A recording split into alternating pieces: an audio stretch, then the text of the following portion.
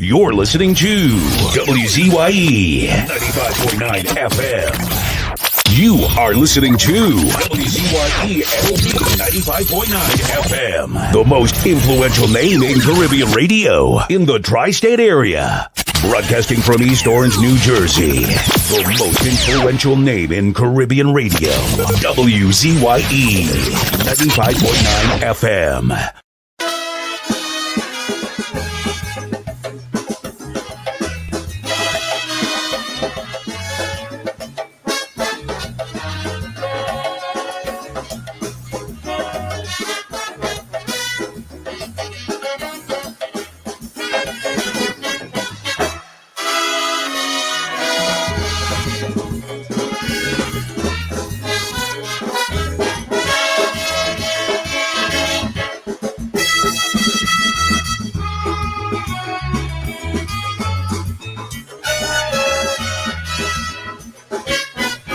In 1946, we got adult suffrage.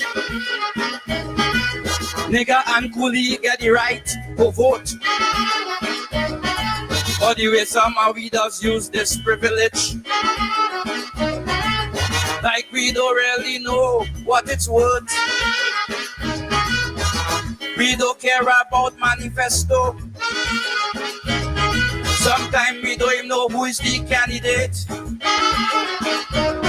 But if our next election call tomorrow, you know we running to participate. You know why? Some vote for party, some vote for race. They don't care about this country and the problems that we face. Some vote for roti, some will vote for alcohol, some will vote for a Josie, and some don't vote at all.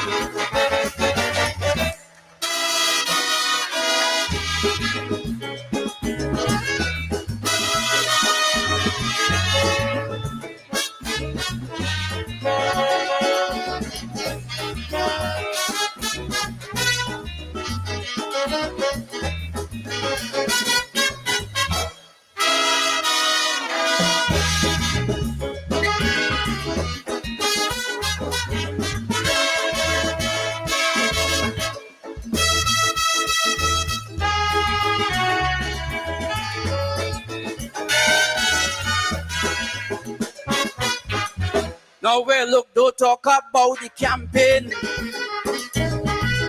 Some modern speakers could give you gripe. Just imagine one night in St. Augustine, a woman boasting about she husband pipe. But with all the boast she was boasting, I hear the pipe is just a tap. But you know the people who was listening. Mama, yo, if you hear them clap, you know why? Some vote for party, some vote for race. They don't care about the anti and this crisis that we face. Some vote for roti, some will vote for alcohol, some will vote for URP, and some don't vote at all. What you vote for? You're listening to WZYE 95.9 FM. You are listening to WZYE-7 95.9 FM. The most influential name in Caribbean radio in the tri-state area. Broadcasting from East Orange, New Jersey. The most influential name in Caribbean radio. WZYE 95.9 FM. Yes, Let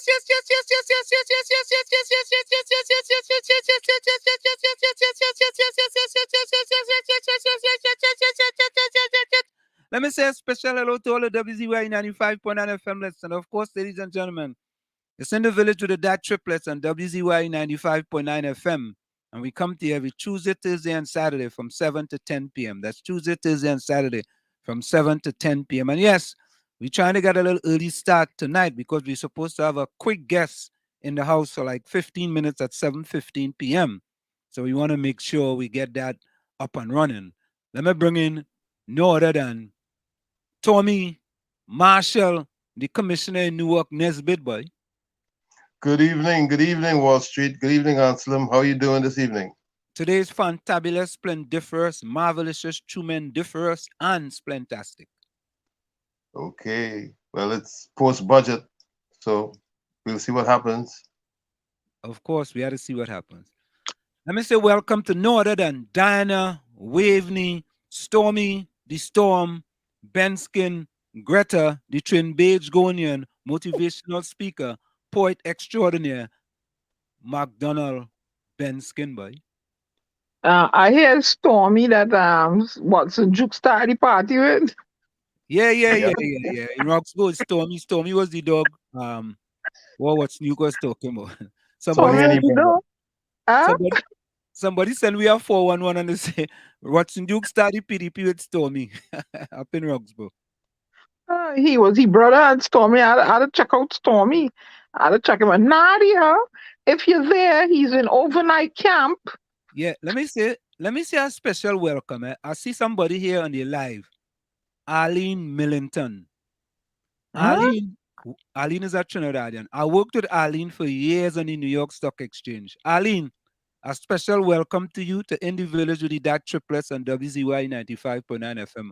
I worked for years with Arlene on the New York Stock Exchange. I know that is the Arlene. Eh? Arlene, welcome. And thank Welcome, you for Arlene. Welcome. Welcome, Miss Millington. Welcome. Yeah. Live on direct straight from Trinidad. I think she grew up on the Beatum too, yes? Yeah. Working at I know Arlene for years, man. We worked at the New York Stock Exchange together. Full 100. Let me just do these superlatives here. Let me say welcome to Nadia. Nadia was first in the village, first, second, third, fourth, fifth. Takesha was next in the village. Of course, Nadia sent all the wishes. Good night, everyone. Good night, Tommy. Good night, Diana. Good night to myself.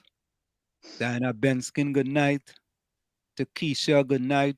Judy, Joan, Lana, Rose, Capiza. Takesha says the same. Good night, everyone. Good night to both.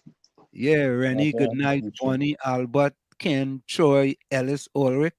You know, I haven't seen Ulrich Ellis lately. You know, I feel your wife take away phone. I hear you get big catering walk through PNM, so I know how to. Well, it's about time. I like that. Me have no problems with that. And Takesha says, Diana the Storm, Tommy, welcome.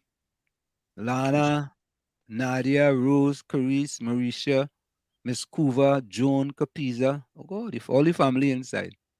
Albert, Vonnie, Ellis, Raj, Ulrich, Kylie, Troy, Chris, Tropic, Daryl, good night. Only love in the village, no room for hate and negativity, full 100. Hey, look, we partner. Look. The man, the show even good start yet. Kylie. Yeah. What acts? Answer the rant and rave specialist.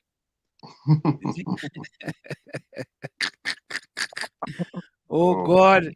I Levi. Let this show start a little bit now, man. Oh God.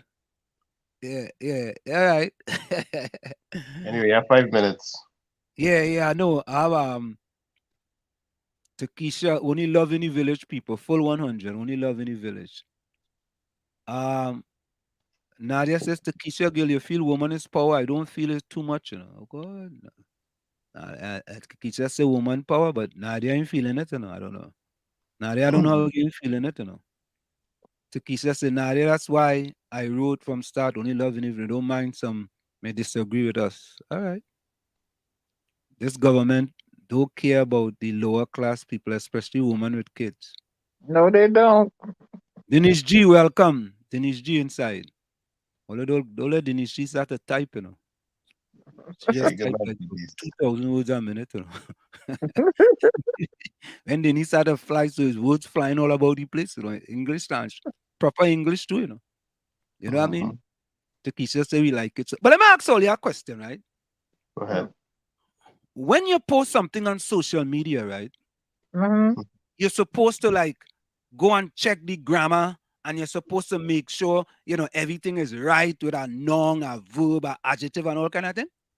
Yeah, I you're don't, supposed to. maybe, but generally people, a lot of people don't even give a hoot. Yeah, why you supposed to do that now? You know, politically correct. I sometimes I deliberately type in dialect. You know. Well, that's what I'm saying. You type in dialect, you type day, you type D. If you want to type the whole thing, you know, you type in. Yeah. I mean, it's social media. What do you expect? Yeah. Social Right? media people. What do you expect? It's fast But hey, moving. Was Sometimes somebody picking on you and your spelling? no. It has some Trinidad are plenty grammar specialists, eh? Some real grammar specialists, eh? Oh Because Lord. always want to correct people grammar. Always. It's grammar. But they No, can go on. They could correct my dialect. I type things in dialect for spite. yeah, people just type things, all kind of things. Sometimes it'll be hard to read, but you know, I mean, they type in it. Denise said, mm, Denise, why are you staying quiet tonight? You could never stay quiet, Denise. When you see you start to type, so Denise, you know, it's like, you know, it's like a typing thing. You just, oh, you're staying quiet, you're staying quiet tonight. Yeah, yeah. So for she knows when to put it in high gear. what? Why when Yeah. you see Denise type a sentence, so it's about the sentence are about 8 words, and 9 of them is big words, you know. All right. What I do you guess she's like? a big word chick. Yeah. Denise is my wife, one of my wife's best friends. And I'm messed up, eh? Oh God. Yeah, Enough so love in the village, Denise. Enough love in the village. yeah. Only one love, all the time. One love still. Yeah, man, it's just it is and when we look at it, boy, so when we get I think Fawood Abu Bakr will give us the poor side of the budget. How the budget looking at certain people in Trinidad. And then Karen will give us the perspective of a former finance minister. Okay, but it's not Faoud, it's Fuad, I think. Fuad. I had to get that right, you know. Let me see how I could put that. Fuad. See, Fuad. to my cock again. Fuad. Right? Okay. Fuad. All right. I write it down. Through Fuad. my cock again. Thank you very much, Tommy. Chumaka. Yeah, that is true, you know. You're Yeah, gone from me. yeah. Oh, Denise said the textbook too small for the words. Okay. Denise swallowed a Webster and she had a where's the other dictionary? Where was it? Trinidad dictionary again? Well, Italy Thesaurus, Italy Webster. Wait, you have a next one, man. Collins. It's Collins? No. Yeah, I think it's Collins. I think it's Collins. You had a Collins dictionary for dessert. Yeah. Mm. Good. Karen inside already, you know, yeah. Welcome, Karen. Karen didn't waste no time, boy. We thought, oh, Karen early too. Karen prompt too bad, but we gotta do real quick with Fuad. Fuad, boy. Karen, this is Karen 15 minutes early. Good. Karen real early, boy. I think Karen about no, Karen, you're good. I see you answering. Don't worry yourself. You're all right. You're good. You're good. We just seeing you there. Right? We seen you. But you know what? When Fawood come in, we go just bring him. Let me bring in Karen since she's already here. And we want to waste Yeah. no time and let her sitting in the background and all kind. We can't have a person of pristine like Karen, Mrs. Karen Nunez Tesheira sitting in the background. Hello, Mrs. Karen Nunez Tesheira. How are you doing today? Yeah. Mike muted. Mike. Your mic is Mike. muted. Yeah. Yeah. I'm just saying that I'm happy to be here. I we didn't realize that I was early. I thought I was being on time, but Karen, apologies. I teach global business, right? And we Yes. talk about the difference in cultures, right? And we Yes. talk about that in certain Caribbean islands that, you know, when you're late, you're not really late, you're early, right? Yeah. So you early and you're not late, which is wonderful. All right. Let me Okay. let, let me put it at that. So how are you doing today, Karen? How are things going? Well, busy these last few days, you can well imagine, because of course we had the budget read yesterday. So I've done one or two shows on and being part of a panel. And in fact, I'm sure you know the 102 FM with Richard Nori. They Yes. do a live stream. And so I was there until 6 o'clock this afternoon. Mm. So keeping myself busy doing what I love to do. Well, of Great. course, we always thank you for giving us time here on WZYE 95.9 FM. It's always a pleasure Good to have. night. Good night, Miss Karen. I'm incognito tonight, but I'm here with you. How are you doing? I'm good. I'm good. I have some questions. I have Me. some questions to fling at you. So Oh, I dear hear. me. Oh, dear, the word fling gets me frightened. I hope there's no, Now, I hope there's no splatter. and we also have Tommy with us as well. Good Tommy. evening, good evening, Karen. This is Tommy, not Tommy Joseph. Tommy Nesbitt. Tommy Nesbitt. You're not Tommy Joseph. So Karen, we Yes. see a budget here, right? Mhm. From your perspective, right? What are the positives you see in this budget? Hmm. Well, if I have to single out, so I'll have to single out things. I think no one can argue with the 210 million ex gratia payment that is being made to health workers. And in the spirit of full disclosure, my daughter, I said who it was, but I was going to say a close relative, but I've already said my daughter would have been one of them. She's no longer with in Trinidad, but she definitely was part of the process. So I think that was a good way of really showing that you really appreciation to those who work, the nurses, all of those who work so tirelessly during COVID-19. So I think that was a good move. But I'm going to have a lot of difficulty with other areas because I think the general consensus would be, and that is even before I read remarks of other persons, was apart from the budget being extraordinarily long, 4 hours and 5 minutes, there was no need for it to be that long. There was a lot of repetition. But not only was there repetition, but it seemed very scattershot. It wasn't very structured as one would want it to be, and therefore that's perhaps why it was that long. So in terms of the budget itself and presentation itself, there's much to be desired, but I think most people will agree, and this is the overarching issue with this administration, which has presented its eighth budget. Two major factors that impact whatever they say now is that their lack of implementation. And I can give you a list of the game changers that they have failed to implement every single year, and they promise it every year.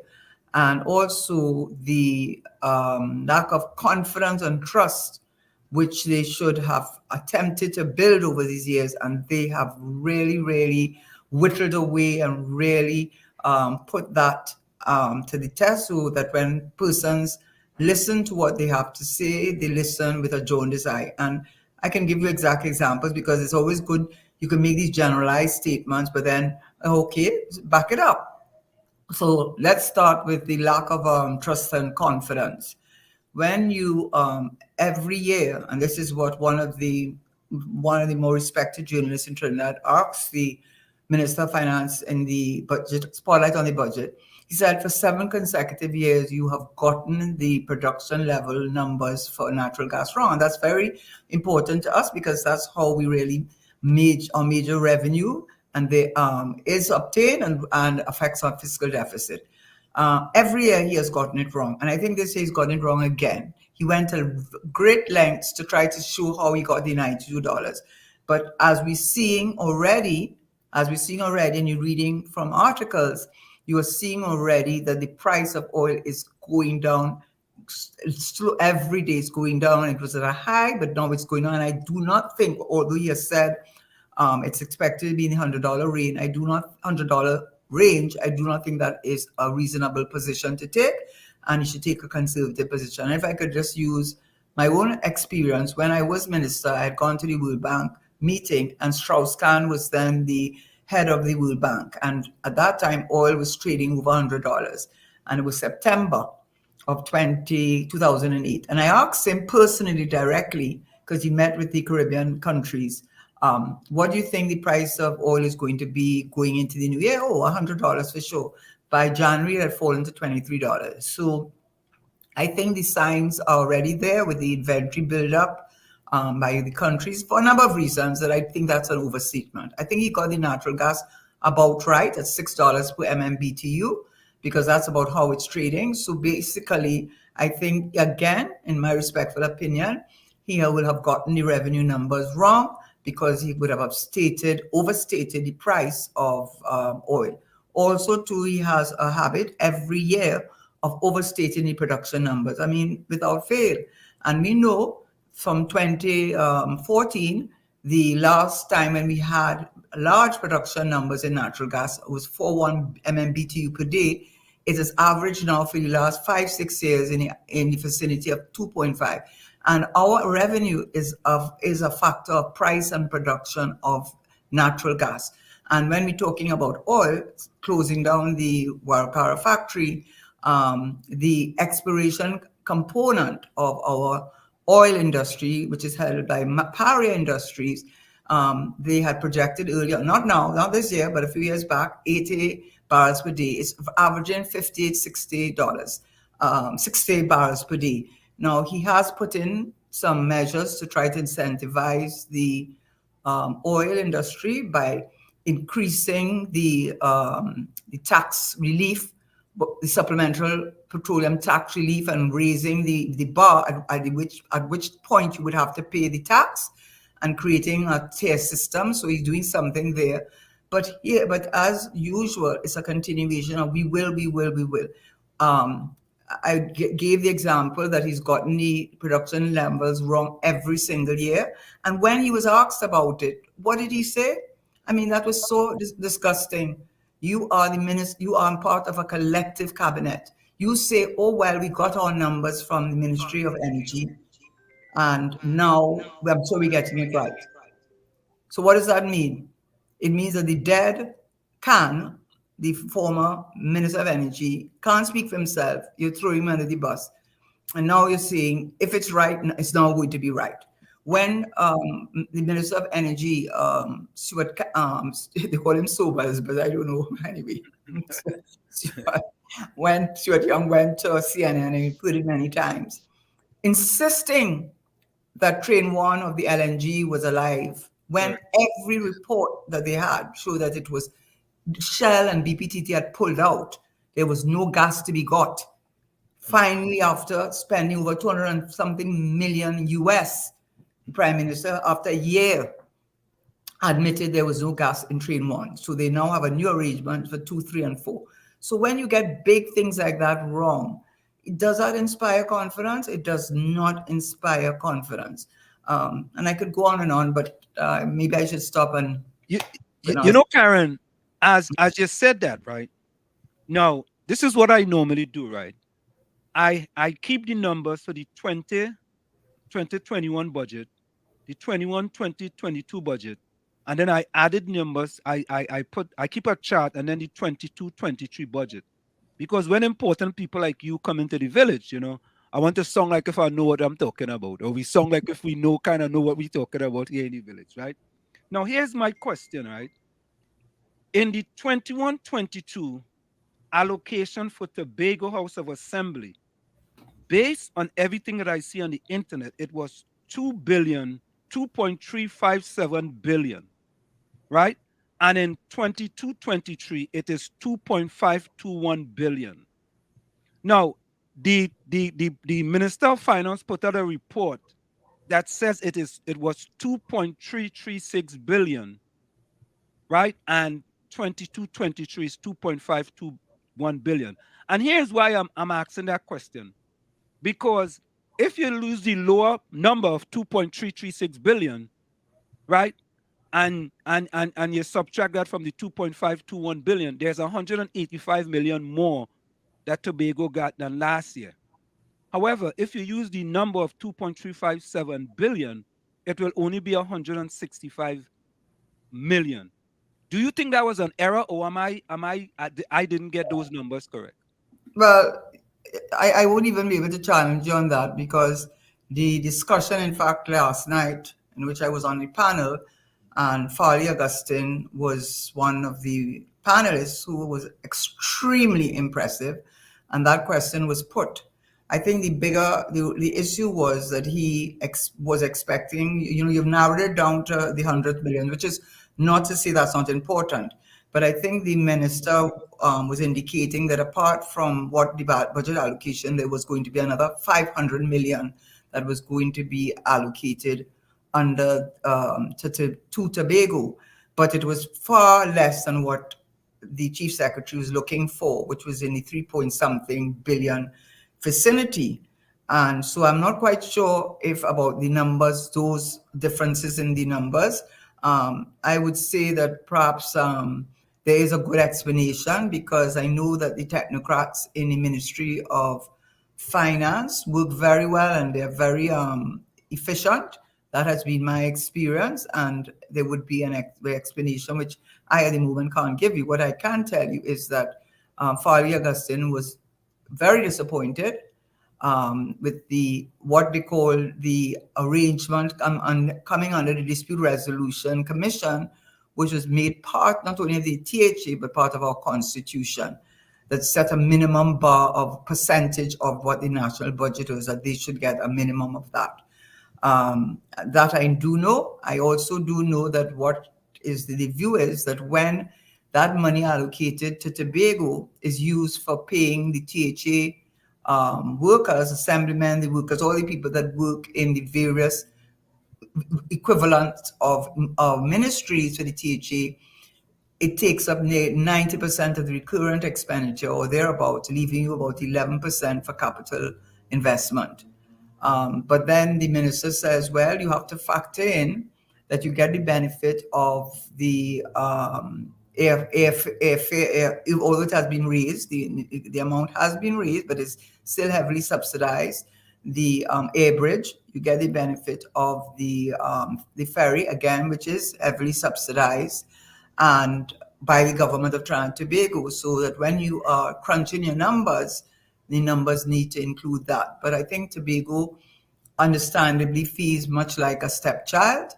And some may say, I was asked, well, how come when you were the minister, you had no problem with paying them these almost the same that this government is giving to the current THA? And I was caught by surprise, to be honest, so many years ago. But my answer would have been, at that time, THA was a PNM THA, and so that if they weren't happy about anything, certainly they would have had been a little bit more discreet about it, as opposed to Farley Augustine, who has his star is in the ascendancy. There is no question about it. Transformational. He's absolute. I mean, he's so impressive. I think when he was almost like a rock star yesterday, to be honest, on the panel. He's so impressive. So we have, I think maybe some people might say PNM might have sour grapes because there's only one representative, one assemblyman in the whole THA assembly now. Maybe there's a bit of sour grapes there, but they're taking on a worthy opponent in Farley Augustine and Dr. B. Israel and the others who form the assemblymen. But Ms. Tesheira, is it that 210 gratia payment is a sort of coming out from Dr. Rowley? I call him a transactional leader as opposed to be a transformational leader. Is not part of him being a transactional leader and trying, to give these people a benefit and forgetting other people who were also very important during the pandemic? Well, as I said, I'm probably not the right person to answer that question, only because my daughter is a doctor and she worked in that A&E for the years, and I saw what she went through. I saw it myself. So, I might be considered to be biased, but I saw her she actually got COVID from working in the under the tents, under extreme heat, wearing these whatever they wear that they had to wear under for hours on end. And it was, I said to myself, I don't think people say people are doctors and they're the privileged group, but I saw for myself firsthand with the pressure, and also because it was COVID, they were not allowed to take vacation, they were not allowed time off. So and that is true of the nurses also. The nurses worked hard also. I will not say no. Also the support staff. So you're probably not asking the right person that question, because I saw firsthand the impact of having to deal firsthand with people with the COVID, not knowing where to take them because we're running out of room. Remember the Port of Spain General Hospital with the earthquake, a lot of the wards are not functioning. And so having sometimes to have to go in an ambulance and take the patient to another facility. So I'm not a good person really to speak to that, because I saw for myself the really psychological, emotional, which I know everybody would have suffered, but I don't necessarily look at it as what you're saying, because I do know as a fact, because I have other family members who are in the medical field in the States, and they have said to me, when you see those nurses rushing off to places where you think nobody wants to go and they're being hailed as heroes, you will not believe the money they are paid. I'm not saying they're not doing it for a good reason, but they are paid huge amounts of money in order to go and work in areas in the COVID-19 area. And we lost doctors in Trinidad, as in other countries, from the COVID-19. So I will have to say with that. Karen, I think that's what's fantabulous and splendiferous about you, is your transparency. You know what I mean? And being transparent, is something that's very important, and we need a little more transparency in this current government that we have in Trinidad and Tobago. But let's look at total revenue and total expenditures, right? We see that the fiscal deficit went from 9 billion in 21-22, 9.06 billion, 9.096 billion, to 1.510 billion in 22-23. Yeah. Right? And that is because that the total revenue went up from 43 billion to 56 billion. That's based on the oil price per barrel of $95. And the expenditure was 57.685 billion, which give you that deficit of 1.501 billion. Isn't it a good thing, though, from a fiscal deficit perspective, then that the current fiscal deficit is only 1.5 billion as opposed to 9 billion from 21-22? Well, of course. I mean, if one were to say otherwise, I wonder what's going on in their brain for them to say otherwise. And what was noteworthy in this case, so let me just say also, not because I am, just as you say, transparent. So that's part of being transparent. And he did say it, because I know in 2010, when we lost the elections, and the then Minister of Finance was very less than forthright, I would say, in saying what the deficit was. The deficit was almost down to a balanced budget in 2010. But what he did was he added to the expenditure two things that he should not have.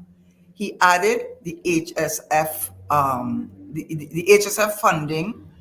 Well, he had to. It is partly because it's treated as expenditure. So when the minister talks about the expenditure being 57 or 56 billion, added to that expenditure is 1.1 billion that was transferred from the consolidated fund into the Heritage and Stabilization Fund, and it is treated as an expenditure because it's being spent out of the consolidated fund, right? So that has to be taken into account with the expenditure profile, that about 1.1 billion of it really represents the deposit into the HSF of 1.1 billion TT dollars.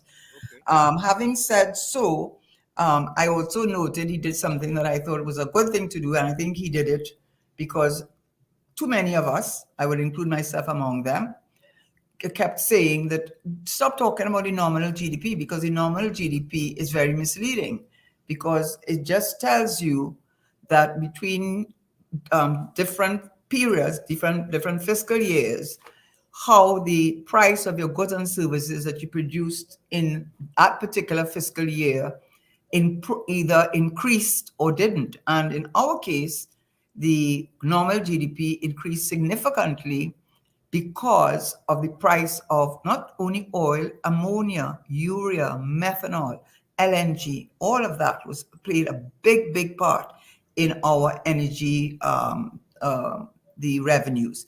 And so from looking at it from a nominal point of view, if you take out the effect of the inflation, which is the increase in the price of the energy products, you may find out, as we did find out, that the economy did not grow. The economy would not have grown. In fact, they saying if you use a base year of 2012, I haven't done the maths on it, but if you do the base year of 2012 and start from 2012, and you go and you look at how the negative growth, because we've had 7 years of negative growth on fiscal deficits, you will find that our economy has not grown at all. Now, again, in fairness to the minister, because when you read the central bank reports, especially, which are very helpful, the overall global outlook has become far more muted than it was, I'll say, in the quarter 4 of 2021, because things seem to be going around swimmingly, things seem to be doing very well. And then we had all these shocks, the Ukraine, Russia war, the geopolitical gunplay, I call it, on our global theater, and a number of global supply issues that all factored in that they have had to reverse their projections for growth in nearly every single country, and that included Trinidad. So the original projection, coming even from the IMF and World Bank, was a growth of 5%. So the minister anticipates a growth of 2%, but even that maybe, I'm saying maybe, too optimistic. Why do I say that? Because at the end, quarter 1 of 2021, compared to quarter 1 of 2022, so quarter to quarter, we had a negative 4%, I can't call it growth, the growth declined by negative 4% when you compare those two quarters. And what they're really saying is for you to move from such a negative position to a positive position, which he projects to be 2%, that is what he's saying will be the growth, he might not even achieve that. But he may achieve maybe 1%, but the global outlook, because of the impact of inflation also, and the impact of energy, and the impact of the global crisis that we are experiencing in transport and all the other factors, it is a global phenomenon that we are experiencing. What we can say, though, is that unlike other countries, that it's not a surprise, what they did. You're asking about the budget. I mean, could I have heard about COVID-19 anymore? Could I have heard about COVID-19 anymore? I mean to say, you would swear COVID-19 was around in 2015, 2016, 2017, 2018, and 2019. No, it wasn't around. What's your excuse? And then when I looked at the real GDP, which is when you factor out the impact of inflation, which is what he did this time, he gave the real GDP rather than the nominal GDP. So he gave what the real GDP. When he factored it out, you know what he did? Well, I mean, I guess maybe that's what, I don't know if I would have done that actually, but you never know. So don't let me say that I wouldn't have done it. But what he did do was he chose countries like Colombia, I can't even remember the countries, and to show you how their real GDP was in a negative. But what he didn't want to do is, because it's something Barbados bothers them a lot, Mia Mottley bothers them a lot. Correct. Because she's seen as the de facto Caribbean CARICOM leader, and she has deserved the position in Spain. Absolutely. And what I saw he forgot to mention Barbados. I think he should have mentioned Barbados. She's there right around the corner from us. What do you think? And Nah, he gonna mention Barbados. He gonna mention Barbados. no. So I'm going to tell you now, the real GDP, the macro indicators in 2020, like the rest of the world, it was negative 14%, and that was COVID. In 2021, coming out of it, it was 0.7%. So it was going into positive. You know what it was for 2022? 10.5%. That Barbados. Then we go to the Eastern Caribbean countries. In 2020, it was negative 16.3, 2021 3.5, and 2022 7.5. And Guyana can never be used as a good example because it's like an outlier. Because while the rest of the world was suffering in 2020, Guyana's GDP was 43.5%, and we don't have the figures for 2022. And when we look at months reserves, now it is true. When you look at the foreign exchange reserves, you try to measure it by months. How many months of foreign exchange do you have to purchase goods from abroad? So you see countries like Lebanon and countries like Sri Lanka, they are really suffering. I don't know if you've looked in listened recently, but for example, with Lebanon, people, when the effect of inflation, people working for $800, their money is now worth 30 US dollars. Correct. Same salary, but purchasing power is $30. But for the months of reserve, now we have to remember that Trinidad is a much bigger country than Barbados. So we must bear that in mind. So they need less to get their import cover. They need less US to cover themselves. But so I will say that in front. So in Barbados, they had cover reserves of 4.3 in 2019, 2020, 9.4, 2021, 10.9. Guyana, 8.9 in 2020, 2021, 6.2, 2022, 6.1. Now let's get to Trinidad. You know what our foreign exchange reserves? I mean, up to 2014, it was 11 point something US billion dollars. And in the last, you probably have the figures in front of you better than I do, but certainly we started a downward spiral until we were reaching in the 6.8, 6.9 vicinity. And what is even more troubling about that, this is after we having all this money from oil and gas. And the last thing from the central bank, it may be different from the last month, I think he brought it down from 6.9 to 6.8, 8.5 months of import cover. But what was a very telling about our import cover is this. When I think if you tell somebody you have import cover, a foreign exchange import cover, the obvious thing is to say that's because that is what we have earned from export of our natural gas and gas products.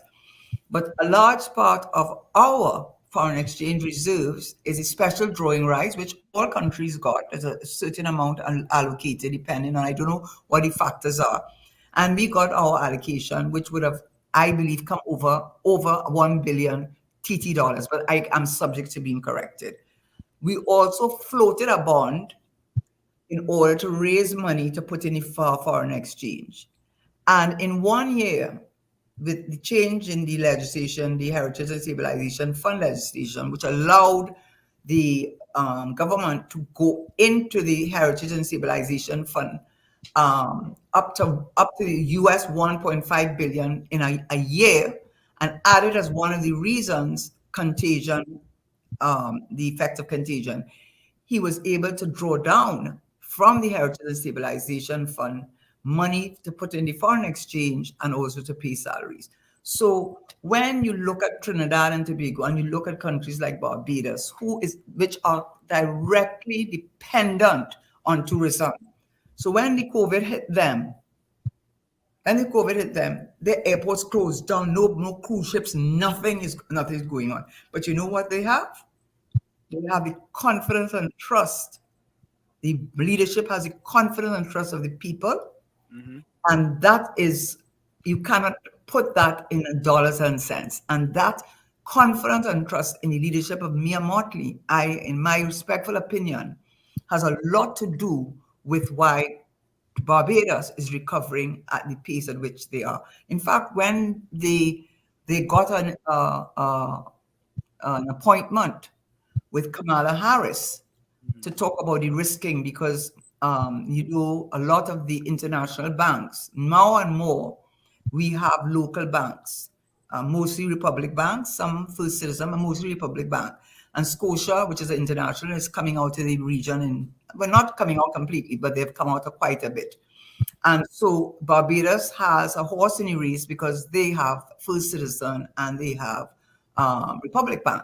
So they are impacted by it. And what they went and argued so passionately was that when you put all these regulations and all these requirements to open an account, to do the credit, to do a credit transaction, to do an international wiring transaction, to settle bills, international bills. These are all the things you have to have a SWIFT code for that.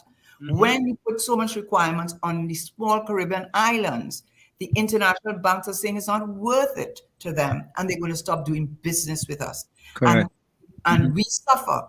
But the places that are really the tax havens, the real tax havens are in the UK, the USA, the Bermuda, all of these places, Colombia and all over, but you're not putting the same pressure on them. And that pressure is not the same pressure that we are having, because for many countries, not so much Ghana anymore, but certainly Jamaica and other Caribbean islands, Eastern Caribbean islands, remittances make up a significant part of their GDP. So when you have to go through Western Union and PayPal or whatever, and they're making it difficult, and you have to pay these huge amounts for the transactions, they are trying to tell you they don't want to do business with you. But this is what I would say in conclusion on that. Whilst I understand what Mia Motley said, and she was very persuasive, very, very, very persuasive, and our Prime Minister sitting on the back. Oh God. After he told her when she was giving him vaccines, Trinidad not a beggar country. I mean, look at that. He just sit down in the back and cool himself, right? We know, Karen, is interesting, right? You hear people espousing this rhetorics. I don't call it rhetoric, I call it rhetorics. And trying to say that Mia Motley going to the IMF, and look at Mia Motley, she's going to the IMF, right? But when you look at the economy of Trinidad and Tobago, and you compare it to Barbados, you know, Mia Motley is doing a fantabulous job in Barbados, and the people are supporting a full 100. And then we come to this budget here, this current budget here, and to me, right, and you can correct me if I'm wrong, Karen, I think this budget really, really and truly was what Dr. Rowley has said in the past, that he's willing, he don't have a problem making the rich richer so they could help the poor. Because in this budget... Sorry, I have to laugh. That last part, he had to be joking. He's got to be joking. No, he was very serious about it. No, I mean, he said it very seriously. Yeah. Not that he meant it, because he can't... You don't think he meant that, Karen? No. To make the rich richer so they can help the poor? No.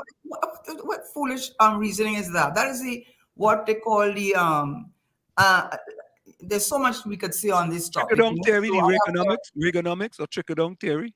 Right. So Friedman theory, which Thatcher adopted and Reagan adopted, and eventually blew up in their face in the 1970s with the stagflation, right?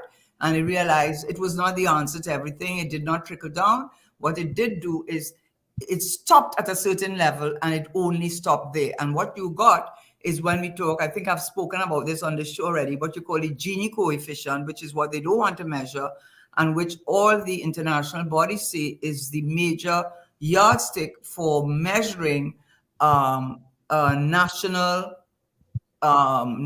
development, sustainable national development. And what that means is that it doesn't matter if a country makes $100 million. If a country makes $100 million, but of that $100 million in revenue, of that $100 million, 100 billion, and 80 billion goes to 4%, and the 20 billion goes to the 80%.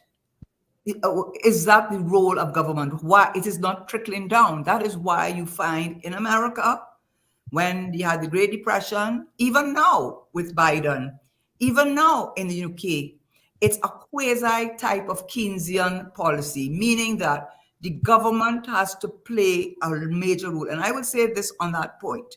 We, in my respectful opinion, have to have confidence in ourselves. We have to have confidence that we have enough educated, intelligent people that have had to find our way in this world since 1962, when the former colonial masters abandoned us to our own devices with a population that was uneducated. Few had school leaving, much less a 5 years of secondary education, and don't even speak about tertiary education. So we had to build our roads, our schools, and we did it with a population that was essentially illiterate, essentially uneducated to take on the role of national development. So when we want to talk about countries in Europe that have been doing this for thousands of years and still not getting it right, when you talk about United States that is struggling with 10%, I know it's 8.something% inflation, but I think the consumer index is looking all right these days, so things seem to be tempering there. But when you look at with Biden with the stimulus check, when you look at all the countries, we have to understand that the model that we have to use is a model that suits our requirements. And the requirements of our country is requirements of what the government. We are not the government of a 10% or how much percent of a business sector. Yes, the business sector, if it is well-oiled and responsible, can help to build the economy if they pay good salaries, if they invest in the economy, if they invest in the people of the country. Yes, of course, they make a big difference. But the reality is, and has been the reality for Trinidad, as many former colonial countries left almost abandoned to our own devices, we had to pull ourselves up by the bootstraps. And the private sector, and this is what I must say this, because I was on another discussion, a university discussion actually, and the argument was about everybody says this thing, private sector, we must get the private sector must be given an opportunity to get involved, and we must make room for the private sector, and that is why things don't work well, because the private sector is not involved. If the private sector will work, yes, it's a two-edged sword. That's number one, because the private sector rightfully is in the business of making money. But what people don't know or don't understand, for example, before yesterday when I was preparing, I looked at England. In the railroad system and the bus system are both privatized up to a certain point, but the government subsidizes both. Right. And it subsidizes them significantly. I can't remember exactly, something called talk and so on, but there's both an interplay of the private sector and the government, and subsidizing by the government. So let's not pretend that these because the government understands the social importance of transportation. In fact, on an anecdotal level, because there's a strike going on in England with the transport sector area, the buses were not running on the weekends. But in the end, the British knew what to do. They paid for the Uber to drive every person, about 60 people who live waiting to go home and waiting for the Uber bus to take them to different destinations. And the government paid for every single one of them to be taken home, right? So when we talk about the private sector, let me come back to Trinidad and Tobago. I remember when I came into office, Mr. Manning told me that the private sector, well, he didn't just say it to me like that. I was just in conversation. He said, the private sector in Trinidad is risk averse. And he's absolutely right. They may not like me to say this, but and this government allows them to be risk averse. Why do I say that? The only thing that the private sector traditionally got themselves involved in this country was financial and insurance services. And in both services, they had a particular profile of customer which they wanted and which they did not want, and which excluded a lot of our people in this country from being able to utilize their services. And what came out to save our people? UTT. In fact, a lot of these banks modeled their financial services that they now offer. They got mad with UTT when they started, but they soon fell into place and started offering the same kind of financial services, UTT. Penny Bank came first, Citizen, the first bank to bring in an ATM, or going all up the island. The so-called, Republic Bank, which it used to be Barclays, that was owned by former slave owners. Back in the day, you couldn't go in there and take out an account. You know you couldn't go in there, and you know what I mean. You couldn't go in there, right? And you couldn't go inside there. So that's why the government had to provide you with opportunities to save. The private sector did none of that. Then when it came to developing the important parts of our economy to be what it is today, while the South Chamber of Commerce were behind the Point Lisa's industrial estate, it was the government of the day that is responsible for Point Lisa's industrial estate, not the private sector. And investment there was made by foreign investors, not by our local investors. When they start the LNG, with the program for the LNG, it wasn't the private sector of Trinidad, not at all. And when investment was made, it was the government and Shell and BPTT and all these international companies. When we talk even about, I look for other examples, electricity with TGU and TTEC being the transmission point. If TGU was privately owned, TNTEC is owned by the government. But you know what we found out? After they've said that TNTEC owes the government, owes the Treasury $800 million. That is in part of the whole war with the salaries and so on. According to Ansel Roger, he says that the worst paying customers are the ministries and they owe TNTEC $900 million. Okay? Then we look at the one that I found was Disalcott. Disalcott was Karamath. But even when he started, 40% of his investment was with General Electric, and then he bought it out. So what has our private sector done? Retail, wholesale, buy and sell, franchises, in which they take little or no risk, pay you little or no salary, and keep you right at the bottom where they think you belong, because the salary certainly can't take you out of that. And this government has allowed that to happen. Can you apply for a public-private partnership? No, you have to have the money to do that. If you want to say you go into a public-private partnership to build houses, they tell you if you own land, that will be given priority. Well, you know, some people know where to own the land and to own the land, but you can't own that land because you cannot compete. So the public-private sector, what you are is you are going to be a worker. You will be a worker and stay right at the bottom, and this government is facilitating that. The gambling commission.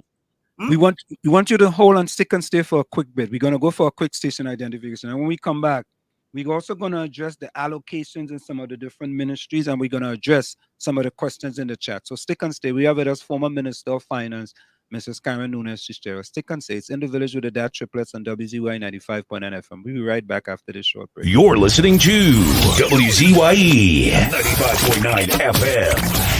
You are listening to WZYE-7 95.9 FM, the most influential name in Caribbean radio in the tri-state area.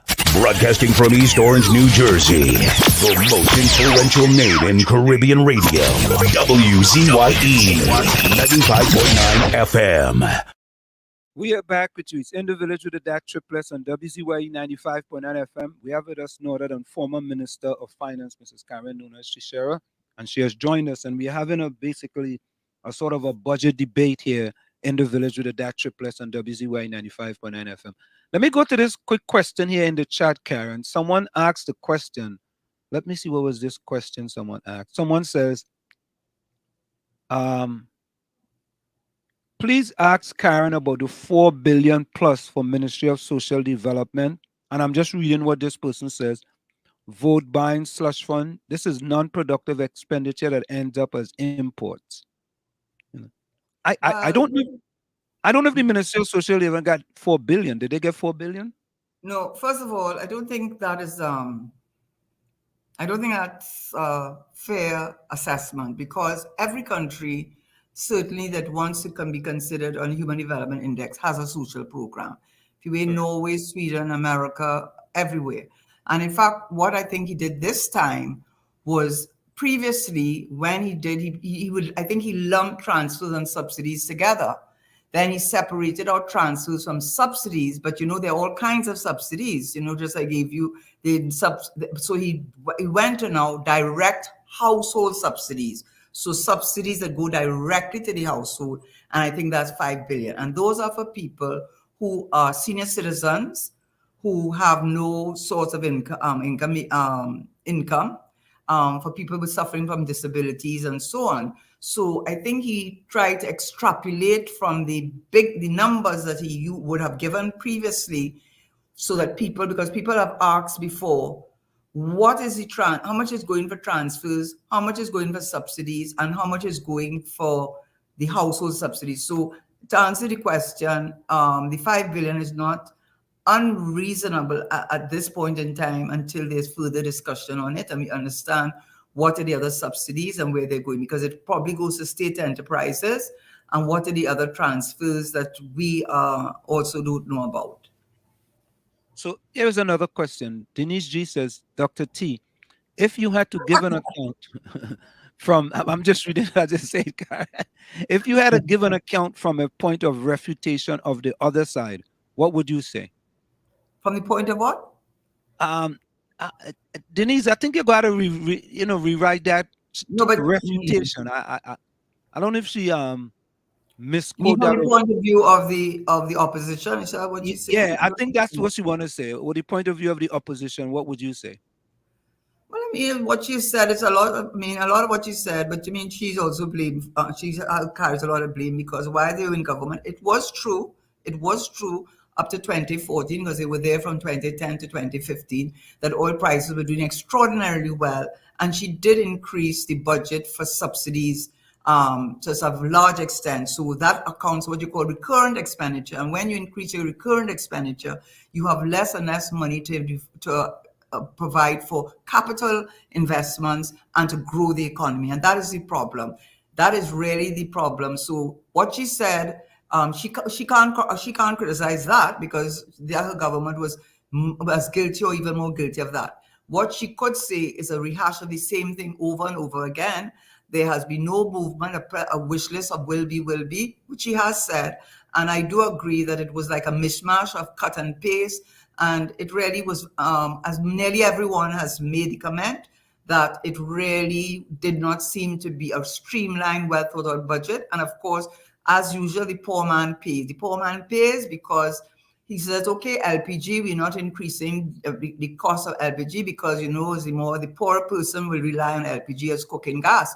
But over from 2015 to now, the price of diesel has raised over and over from 2015, I think, from 150 to now to 491. And I don't know how he thinks that significant increase of diesel to 491, which he says is to help people who have to pay for transportation and transportation goods, how he does not think that is not going to end up with a significant increase, as it did in other countries, in the cost of living. And what people are suffering from, there's the inelastic expenses, and an inelastic expense is food. And so if you're working for salaries from a 2013 salary, but your purchasing power to buy the basic things like food, even if you're careful, and transportation, and the basic requirements, rent, what you're really working for, as I gave the example of Lebanon, that salary has been whittled down to almost nothing. So if he intended it to look as though he'd done something, also increase the tax exemption from 7,000 to 7,500, and saying that you're putting money in people's hands so they have more money to spend. Is he joking? Yeah, that's $500 to try and pay the food bill. He's doing as if he gave them disposable income so they could go down the road and buy a nice dress, and then somebody will open up a dressmaking place, and then they will employ people with $500. That $500 is hopefully to cover the cost of gas to put in a car for super and super and what's the other one? It's super and I don't know what you all have in Trinidad, nah? We are yeah. regular. But anyway, the one more expensive, which I don't Yeah. buy, $1 more. Premium? Is it premium? Yeah, Premium? premium, which I don't buy because I Yeah. just won't buy it. $1 more, right? It's who you think is like the poor people, and what I find is that he's talked a lot about the small and medium enterprise. Yeah. Micro is the Mhm. one that need help because they're the ones at the bottom.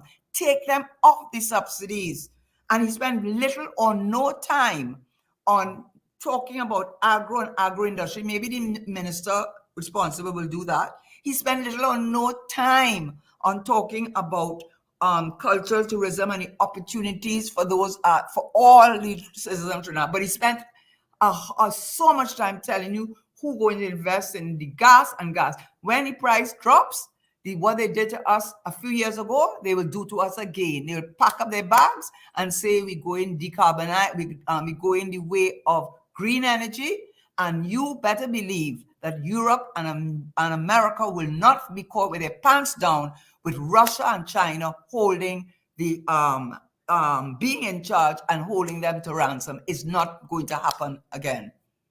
But Karen, here's another question, right? Somebody says, Takesha says, Miss Karen, do you think it's about time minimum wage raise when everything else keeps going up? The minimum wage is about, I think it's 17, minimum starting 17.50 and Yeah. it goes up to $26 or something like that. The reality is that I think what the danger of that, let me just say the danger of it. I'm not against it because I haven't studied it enough, but I know the danger of it is that when you raise salaries, you then it has a way of impacting on inflation. And when the inflation, your purchasing power is affected, then the workers will then agitate for better salaries because the salaries can't meet their needs because of inflation. And it can start off a spiral that you don't want to get yourself in. What I think the government should be concentrating on, which is what I think the UK Chancellor, who I'm very proud, is a Nigerian, Eton educated and Oxford educated. We are very proud of him. Yes, because I think a lot of us originate from the western part of Africa, a lot of our forefathers. So I've taken a little something, whether or not I deserve it directly. But what I think they're trying to do in England, and which is what our government should try to do, is to grow the economy. You see, and how you grow the economy is to take that large percentage of our population that is working for minimum wage or underemployed, because they might get the minimum wage, but they will not get the 8 hours. They may not get 5 days a week. So what you want to do is to set up an apprenticeship plan to turn them into entrepreneurs. And that is a whole separate discussion, which you don't have time for. But I think the focus should be on growth and encouraging people to then temper the impact of inflation and let the central bank do what it has been doing, which is keeping the interest rates low so that people will be able, it is a good and a bad. It's bad because nobody wants to put money in the bank because they're not getting any interest from it. But it's good in the sense that it is trying to put money into the system, which is what the system. So the whole thing about, to answer your question, it's never an easy answer to getting it right. The Chancellor in the UK is also under pressure because he's saying, are his measures going to work or not? And in the same way, I think the better approach, rather than minimum wage approach, is to increase opportunities for employment so that people can have a living wage. That's what I think should happen. And the government should be at the forefront of that activity. So here's another question. Troy Smith says, Ansem, ask her, why is the government looking to pump money into building new houses while they are currently owed millions by tenants? That's a very good question. And I'll be careful not to answer that. What do you mean by you're careful not to answer? That's what I just said. Oh, okay. That was a very good question. Yeah, I get the drift. I mean, yeah, that was such a good question. Huh? Yeah, if you're gonna build new house, what I will say, What I will say though, Uh, without answering that question, for which you can find out your own answer, is this. You know, if you want, these are the same people that we want to take and give them income equity, pull them out of that morass of poverty where they can see no end. One of the things that helps someone to come out of that is if they own a piece of land, if they own an apartment, or when you rent in, which bank giving you any whether you're good rent. We're not America with credits, with the credit thing. And matter of fact, poorer people probably don't have a credit card. Or if they have it, it's for a minimum amount. So the bank is not going to give you a loan because you're a good renter. A bank will consider you if you have a piece of land that they could use as security for the loan. So all those houses that are given to poor people to live in is what it ensures, as they say, right where they are, because they can never come out of it. And by comparison, in 1952, I was told this, and I didn't believe it until I went and looked it up myself. Stephen Alvarez was the one that brought it to my attention, and I said, I couldn't believe that. I'm going to read it and look it up myself. In 1952, they passed legislation only for the benefit of the sugar workers. Only. It says that in the legislation, sugar workers and something, but only them. And there was a subsidiary legislation to it, not regulation, legislation, which provided the opportunity for them to own land at very reduced and subsidized rates. So what many people who worked in only the sugar workers, what they could do is go to the bank and say, I want to open up a tire shop. I want to open up a bakery, a little bakery. I want to open up a little parlor. And you know what he has? He has a piece of thing called a certificate of ownership. What these people have from this government is to stay in an endless cycle of poverty out of which it seems there's no way to get out. So Karen, here's another question, right? And you know, these questions does have certain kind of a taint, but let me say it anyway. Mrs. Karen, if PNM I'm calling Miss Doctor. Oh God, I don't know what else they're going to call me.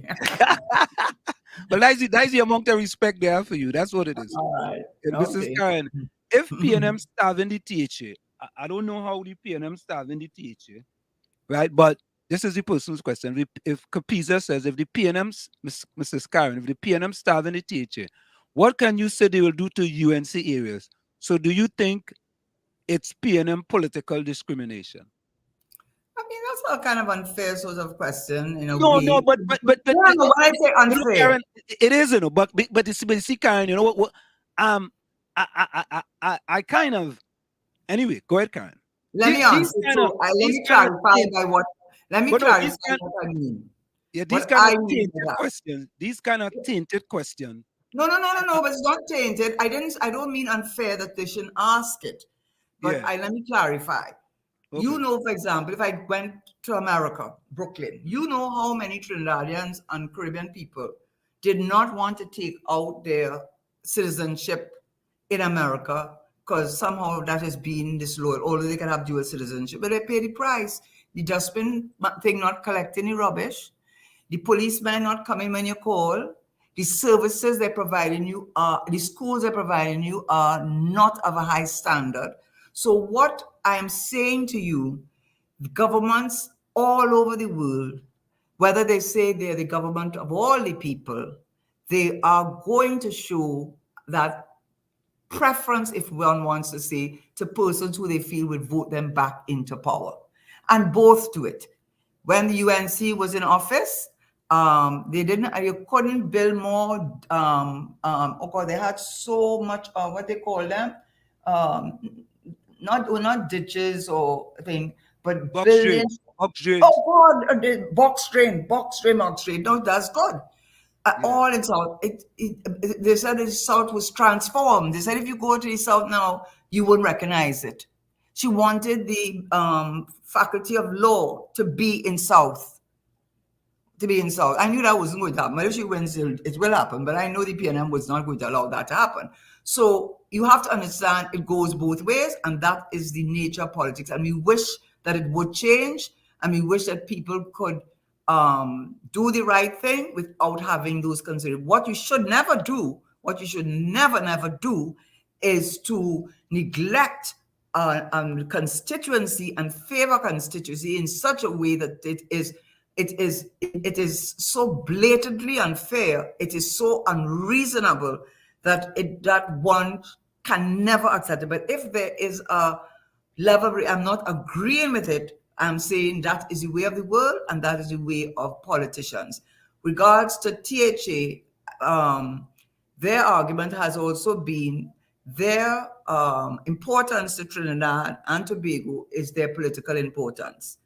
And you cannot underestimate the political importance. It's just like the air bridge serves a socially important. If we couldn't have a Trinidad and Tobago if we didn't have an air bridge and we didn't have a ferry. It would just be something in theory, but not in reality. So sometimes you have to make decisions where the financial expenditure is not just based on that financial return on investment, but on other considerations. What I do understand, and I hope it is not, I hope I am wrong on that 90% of THA's budget goes towards recurrent expenditures, paying salaries. That cannot continue. And I'm hoping that Farley Augustine will deal with that and ensure that they wean the Tobagonians off of that THA salary, which they do that and work in the hotel at the same time. But they're also important. One of the Tobagonians, I think one of the Vanus James, or one of them said to me, you also have to remember that to get goods from to Trinidad, the ships have to pass through. It's similar to China and Korea. Korea is the place that they're saying is really supposedly part of China. You know, you had to pass through a certain place to get to another destination. So you had to pass through that narrow space. So in other words, for Chinese goods to go to the West, they have to go pass through this passageway where they're fighting the autonomy of that country that it says that is part of China. So Taiwan. Taiwan. Thank you, Taiwan. I know I wasn't right with Korea. That wasn't making sense. Taiwan. Thank you. So what they have said to me, they made an analogy, and they're saying for goods to reach to Trinidad, there's a similar passageway that the ships have to pass through in order to reach it to Port-of-Spain. So they say there must be a monetary value attached to that. And so, and also, of course, the natural gas. Right now, there is a lot of natural gas, apparently, that has not been explored as yet in the Tobago waters. And that is why, yes, a lot. And why that is why when Tobago has said, when you are drawing up the lines, the maritime lines, they only draw the inland lines. They will not draw the maritime lines between Trinidad and Tobago. And the argument has been because when it comes to exploiting that natural gas reserve, it does not belong to either Tobago or Trinidad. It belongs to both. So it's not a simple question to answer. I have a feeling if you had Farley Augustine on your show, which I would advise you to, because he's we're gonna have him. And he would put us Mr. Tesheira, an answer. Mr. Tesheira, I have some questions for you, but I don't know. The invisible mic man muted my mic. How are you doing? All right. So you said earlier, and correct me if I'm wrong, that Trinidad and Tobago showed a negative growth for 7 years. Yes, in terms of, yes, it's still a negative growth for 7. I think 1 year it was 0.1%, but the Central Bank may have said that may not have been true. But yeah, it was negative growth because, let me see if I'm looking for the figures right now. I have so many pieces of paper. That's okay. Just a tip that I want to throw at you. And also, does that, okay. And you said also that they overstated the prices in energy sector in the budget. Well, that is an opinion I have. That's an opinion you have. I have an opinion on that because when I was Minister of Finance, any Minister of Finance, what you tend to do is you tend to take a conservative approach to the budget prices. And the reason for that is you want to give yourself wiggle room because you have the midterm review. So a lot of times ministries may come to you and want this, want that, but you say, no, we have to see how things work out because the price of oil tomorrow morning could drop to the ceiling or it could go back up. It's so volatile. And the same thing goes with gas. We are price takers, not price makers. So the point I was making is I found with the natural gas, I didn't think that was unreasonable. But I thought that the oil price of $92, regardless of where he said he got his information from, I think he shouldn't, because what that does, it may be overstating the revenue, and by overstating the revenue, it narrowing the fiscal deficit. And yes, you see, that's what and that's 7 years of negative growth. Do investors look at that and see, well, hey, I want to put money in Trinidad and Tobago or not? And as does Standard and Poor's derive their rating from that? Is that part of the mix-up? One of the indices they use to come up with their rating. They on Standard and Poor's. But Standard & Poor's is a rating agency, as well as Moody's and another one which is escapes me now, but the three, all those are the three number one, which seems to be an oxymoron, rating agencies. And what they rate different things, but they rate the bonds. And what they rate the bonds for is because when a government wants to build a highway or hospital, a big project, it has to raise money. And in order to raise the money, they'd raise the money by issuing through the central bank bonds. And usually the persons who buy the bonds, or I shouldn't say persons, is the banks would buy up the bonds. And what happens with the bonds, if depending on the rating, the rating has to do with Standard & Poor's, Moody's, and Fitch having done an assessment of your economic situation, prospects, your implementation, all the different factors that go into determining the health and strength of an economy. They do that. They come down, visit the country, they speak to chambers, they speak to ministries, they collect their data and so on. And what they do is they issue their rating on your country for your bond rating. And what the bond rating is telling you is that if you go and buy this bond that Trinidad and Tobago Central Bank is issuing to raise money to build a highway, they pay what they call the coupon rate, which is every 6 months or so, you get interest paid on that bond. And those bonds are not like treasuries, which are shorter in length, but bonds are like 50, 20 years. And what will happen is that during the life of that bond, every 6 months or so, you pay the coupon rate, the interest rate. That's a simple explanation. And at the end of the bond's life, you have to pay back the primary amount. Now, if Standard & Poor's and Moody's have a view that the economy of that country is not doing that well, is not the future is not looking that rosy, they give a grading to the bond, and the gradings mean different things. Now, in Trinidad and Tobago, they finally rated us. We used to be A-, which was very good investment grade rating. So they say, well, if you look into invest in a country, you're going to look at a crime. You're going to look at whether their law, their legal system, because the business the business is law. British law is the law of business. So they look to see. That's why in UAE countries they use the British laws in that in their IFCs. So what they look at is the crime rate. They look at the Moody's and standards to see how they rate you. So Trinidad right now is rated 3Bs. And those 3Bs mean that we're just below junk bond rating. We just below one rate down, and we are junk bond. But what they did is they left it as 3Bs, and they moved us from a negative outlook to a stable, not a positive. So if you are an investor, you are definitely going to look at Moody's, you're going to look at Standard & Poor's, and that you're going to see what they are saying, because they are making an assessment of if you lend money to build a school or highway, the chances of the bond being paid back, and you Mhm. get interest rate. So it is a direct impact on how the world sees your country's economy.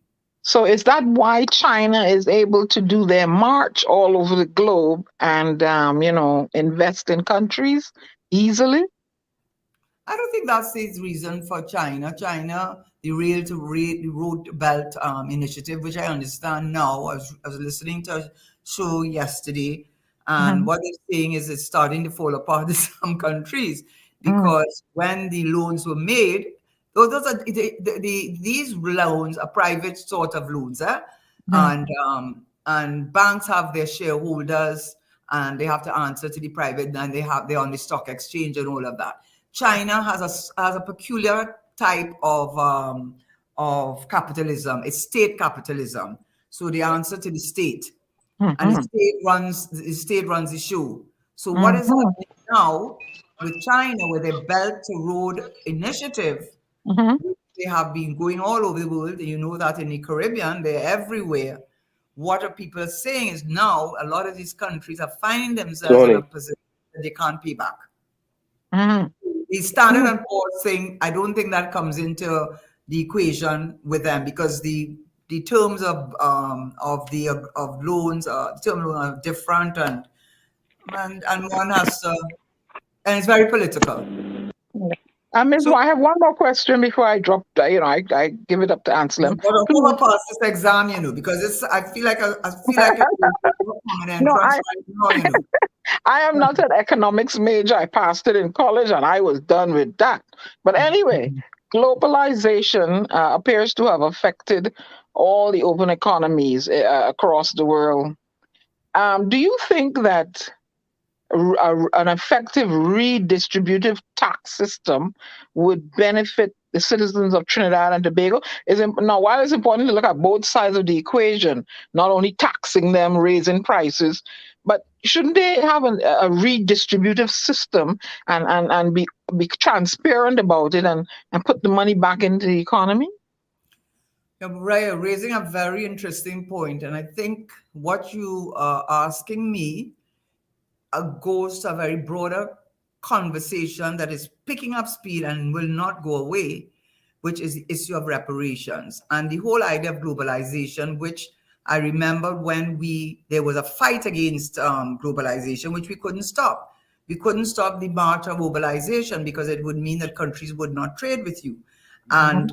And it forced us into it. And I remember Patrick Manning was the prime minister then, and there was a whole campaign that blink your lights if you're against it. But at the end of the day, it helped the quality, definitely, of the products that we were producing because we had to compete. But the competition clearly is not a fair competition. You've seen industries like in the Eastern Caribbean with bananas almost collapse because the preferential treatment they would have gotten from being former colonies was taken away from them.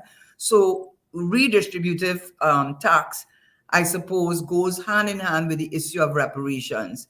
And I think it's becoming a serious discussion.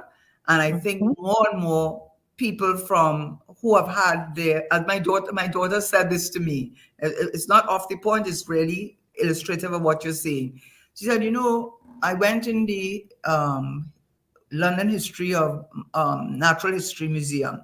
She said, if they removed from that museum the things that they pillaged from all these countries, India, China, Asia, the Caribbean, if they remove them and return them to their rightful owners, that museum would be empty. And I think people, yes, they said that museum would be empty. And I think people more and more now are now looking at the fact that you are not doing me a favor. I'm Mhm. insisting on a right. I'm insisting on a right. What you did to Haiti, you know what they Mm. did to Haiti. Mm. You know what they did to Haiti. They had Haiti saying we will not reinvade Haiti with Dessalines there. They killed Toussaint Louverture, tricked him in leaving. And for how many, over 100 years, they had to be paying the French government, and Levies. Citibank took over the loan.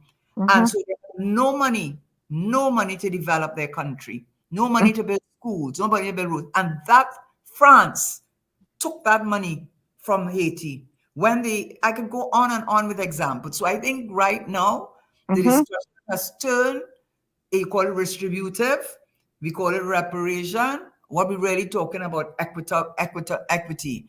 And people are no longer willing to accept, as more and more as we get an educated population, no longer willing to accept that the queen could go around with a crown with a diamond taken from India. You see what happened when they went to Jamaica? I mean, you are going to go in a Range Rover that the Queen drove in 1953 with her husband to Jamaica, to the natives who were told to wave their flags. And we probably waved our flags happily because we knew that we didn't know that they have not, when they visited the different islands. Waving their flags, the Queen is here, the Queen is here. Well, Kate and William found out those days were over. They had the myopia and the sensitivity to go in that same Range Rover and stand up and wave to the crowd. Well, they got an awakening. Bailey's nearly kicked them out of their country, and Barbados was just trying to be polite. They went back home and realized that the days of the empire over. And just one other point on that, and it's educating people. When people have given the Queen, I'm sorry that she died and she did her duty and I admire her for that. Never take that away from her. Never take that away from her. But when the Queen realized her empire was falling apart and those Western African countries were pushing for independence, Trinidad was the Caribbean was, and Trinidad in particular was very important for the independence of Ghana, which was the first African country to get independence. And the former European powers got scared because these people were bold enough to want to form their own equivalent of European Union. And anyway, that's another story. Why is it, Mr. Sher, whenever Africans decide to unite to better ourselves, people get scared, like the Black Panther? Why is it? No, they're scared because they're losing their privileged position. You see, you're going to start me off on a conversation that, anyhow, let me just finish here. Because I don't want to be misunderstood. But what they are afraid of is they say that, oh my God, we let them play a little tennis. We try to keep them out of tennis because to play tennis, you have to belong to a country club. You have to have money. You have to go to the right school. But the little few of us who get to go and play tennis, guess what? We are the top of the game.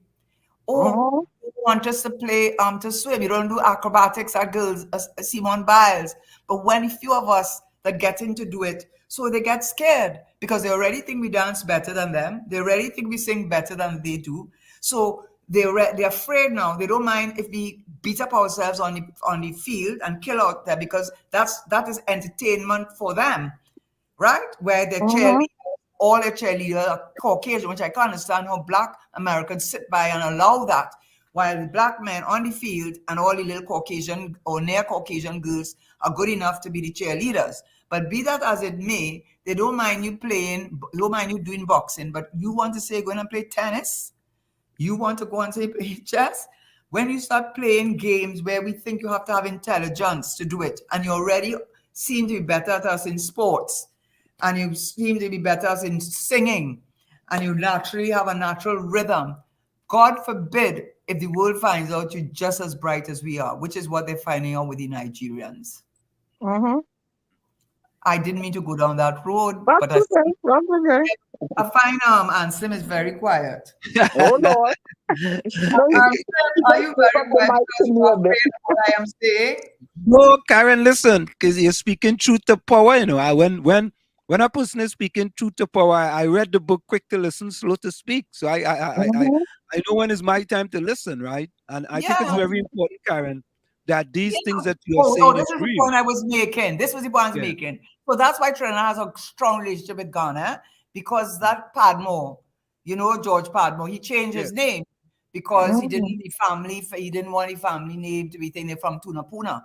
But all those guys who CLR James, the George Padmores of this world, after the end of World War II, when their use they were no longer of any use to Britain, right? And no longer any use, they got together And they were the ones that started.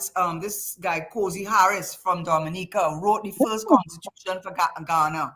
They are the ones that went to Ghana, right? And yes, they are the ones they are the ones who went to Ghana and ensured that they put in place these systems for independence, and of course the Europeans started getting scared because the other countries getting ideas, and it spread and spread. So the Queen, this is the point I was trying to make with the Queen, when she saw the writing was on the wall, so I have read, she said, "Oh my God, I'm losing the empire on which the sun never sets. So you know what? I'm going and form the British Commonwealth, and you know what's going to be in the British Commonwealth? The Queen." Or the king, because we don't have the empire anymore.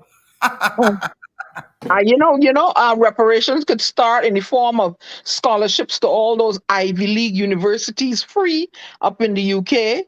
Absorbing some people from up and down the Caribbean, giving them permanent residency up to and including citizenship, that they can work for the British pound. That's some reparation. Yeah, no, but America in particular mortgages. has a representation. Do you know what they started doing? You see, things come back to how on chain, come back to by chain. When you said the perfect immigrant were the Asians, why can't the local Black Americans behave like these people? Look at them, quiet, working, and academic. But guess what come out to bite them now? Asians mashing them up at SAT. So all the Ivy, if you know to get in the schools, is a SAT score they're looking at. And they're looking at these Asians, Chinese and Indians and other looking at the SAT, and Nigerians, Yes. When they're looking at the SAT scores, you know who is out in the cold? The Caucasians. You know what they've started to do?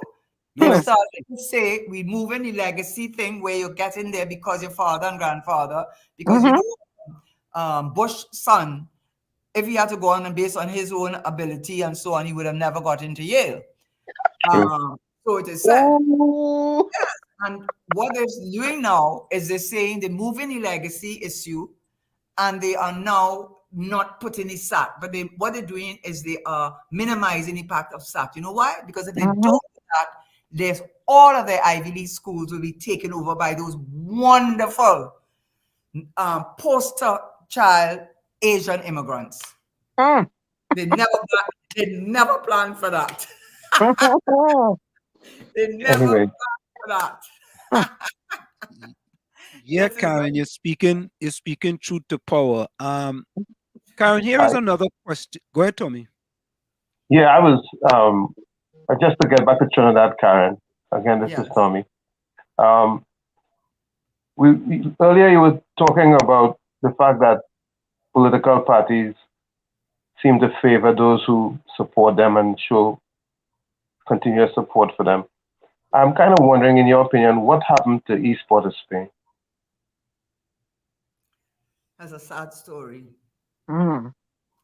It's a sad story, and again, I was on a panel yesterday, and I won't call the name of one of the panelists, and I got upset with him, and I said to him on the side, please don't say what you just said, and don't prosecute that point, because you're playing into the hands of those who want to paint a narrative that these young men are cockroaches and they're no good, and so on. I said, you cannot play into that narrative, and you must not give it life, and you must not give it oxygen, because one, the government does not want to deal with the cause of the crime in the country.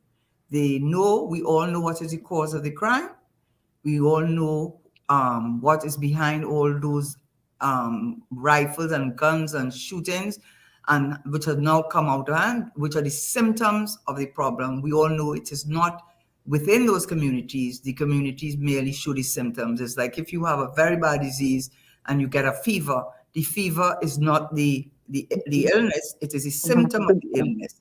And they know what it is, but they are not prepared, cannot, will not, shall not deal with it. So what do? They try, and this is the saddest part for me, and that is why I told the person afterwards, please don't say that again. I say you're playing into a narrative that is counterproductive to you.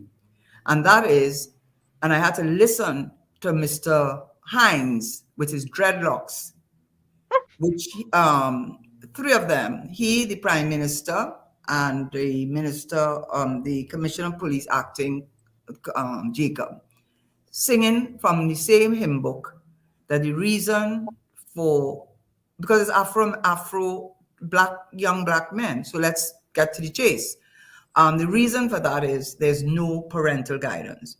So they now have taken all the responsibility off of them. It's because you have children and you're a single parent, and all the other persons in the low income, middle income, and other incomes who have probably bad marriages, catching thing, but they say, see, it's not our fault. If they had a father in the house, it happened. But my answer to that is this. What all that does is make those communities extremely vulnerable.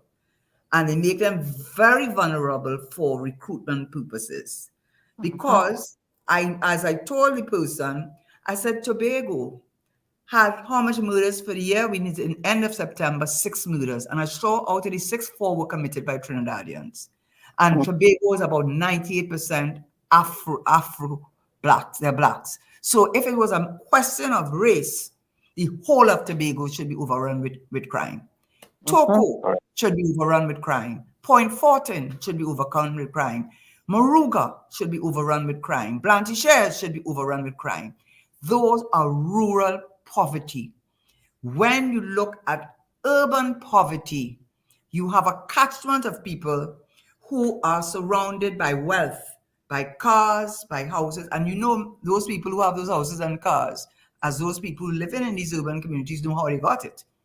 You want to say they bad. I'm not saying they should do what they do, you know.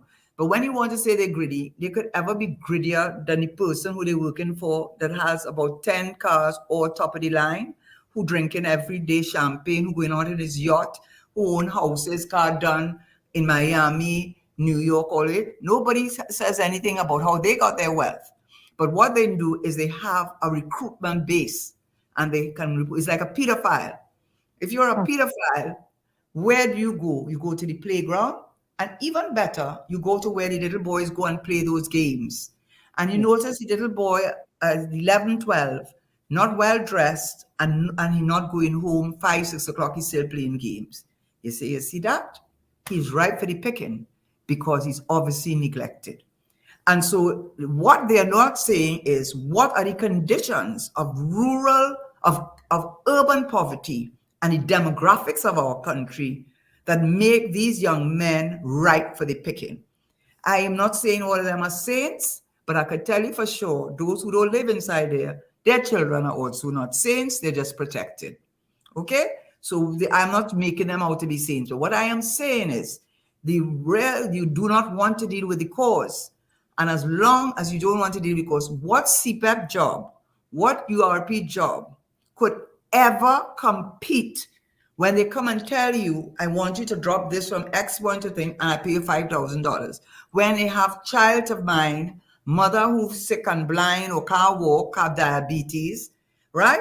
And you giving them $5,000, and the URP or CPEP, they have to be begging for 2 weeks or 1 week, so on, because you must stay right down there. You must stay right down there. You must be at my beck and call, because you must not own anything. You must rent from me. You must work for below living wages. So you always are in need. You must be there for me to recruit, but they don't want to deal with the truth. Because as Stephen Alvarez, I call his name because he was on a show and he told me he's from that area. And my husband was from Nelson Street. And then the neighborhood started to change. He told me his father stayed there almost until he died. I think his brother still kept the apartment downstairs. But the neighborhood started to change because originally it was usually public servants, a certain level of public servants who lived in the plannings, as they called it, right? But what he told me, Steve Alvarez, who told me he was from Clifton Hill, up on the I don't really know the area too well, but Yeah, anyway, yeah, I know where it is. I know where it and then is. he I'm told from me, Macroeconomic too. yeah, he called and something else. He called another name, but I've heard it before. But he's from that area originally, and he said 20 years ago he would walk up that hill, and the most he had to worry about is a dog bite. More and listen, my point is this: you want to know children don't know education. In those days, if you didn't even get school leaving, you did not even get school leaving. Now they get 5 years of education, up to 5 years of secondary education. You didn't have URP and CPEP. You're lucky to get a little dude.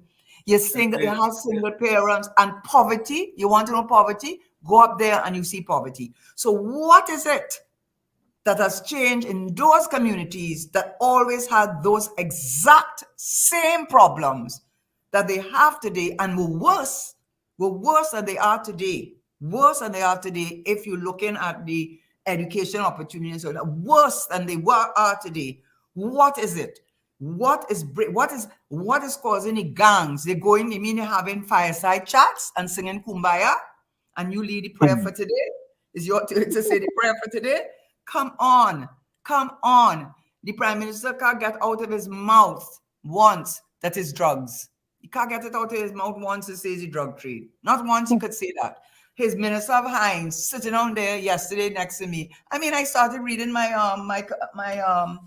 cell phone because I couldn't listen to him anymore. I said, you with long dreadlocks coming and telling me something about family values and think I say you must hate yourself to sit down there and say that. Karen. And by the way, I do not come from that background, so I don't have to fight the fight, but I understand my responsibility to my brothers and sisters in this country that God has made me who I am and given me the opportunity to do what I am, to be a voice for the voiceless. Because unlike many of them, they want to go to the dinner parties and they want to say, I don't need anything. If you know a little bit about my background, which you don't, you will understand I am not impressed with any of them or anything they have. But I hurt because I share a lot in common with them. And it is wrong to have a government that caters to people whose interest is not the interest of this country, because if it were the interest of this country, they would not do what they are doing. And they shut down the scrap iron business. Shut down the scrap iron business. Poor people. Why don't they shut down the drugs and the guns that coming in the country for 6 months? And shut down it, Granny. But and what the answer was? Put them on subsidies. Because you know why? Too long these young black men think that is what they should be given, because they have been made to feel they are worth nothing and they are not entitled. But this gas and this oil that we have in this country, I am telling you, it belongs to every single citizen. Why do you do GDP per capita? Because per capita means per head. Why are you counting them for? What you counting them for when they don't say? And you have made them feel that they're worth nothing, and they're self-fulfilling prophecy. And you sit down there and you know what is going on. Could you imagine that the Minister of National Security, with a straight face yesterday, said, I didn't ask the question, somebody else asked him. But he with a straight face said he doesn't know any Mr. Big. But that's why no wonder they have so many murders in the country, because he says, I know of no Mr. Big. I know of no Mr. Big. I said, well, you obviously in the wrong job. You know, Karen. Oh God, they love me too much. They love me too much. I have labeled Fitzgerald Hines and the Prime Minister of Trinidad and Tobago the face of internalized oppression in Trinidad and Tobago. True. And I make no qualms about saying that. Absolutely. They are the face of internalized oppression in Trinidad and Tobago. And they don't realize it. And they know. Sometimes I wonder if, I think they realize it, because listen to this. When a man could say, this is his words, not mine, I am the blackest man in Trinidad and Tobago, right? That's his words, right? He said that? Yeah. He said, I'm the blackest man. I could be the blackest man in Trinidad and Tobago. I will get it thing and send it to you, all right? And when I repeat his words, You know what the people say to me? Boy, you hate Dr. Rowley. I say, I hate Dr. Rowley. You went into my brains. I know that I hate Dr. Rowley. I don't hate Dr. Rowley. What I like to see Dr. Rowley do is have economic development, economic empowerment, economic inclusion, and access to capital for black Thank people and you black very businesses much. in Trinidad and And you Tobago. know what it is? And you know what Yeah. it's sorry to say this, huh? Because you know, I do want I would love, you know, I have to say I have a love of my country. And I cannot help it. My children tell me, Mommy, you know, but you leave it alone, but you get yourself involved in it, you leave it alone. I say, I cannot leave it alone. I cannot leave it alone. I said, you know, my father was a good example for me. Eh? So he was a man, in my view, we used to fight a lot when he was alive, though. But be that as it may, he was a very intelligent man, but he was a man of great principle. And, you know, he has been for me the legacy he has left me. And I just cannot leave it alone. And it's a lot of self-hatred. You are saying that, but it's self-hatred. And what he's doing, you have to understand he's very bright. Oh, What yeah, he's doing, suppose I was very fat. it's very Suppose bright. I was very fat. Mhm. What I could do is either not acknowledge my fatness or use my fatness as a means of getting empathy and winning an audience over to me.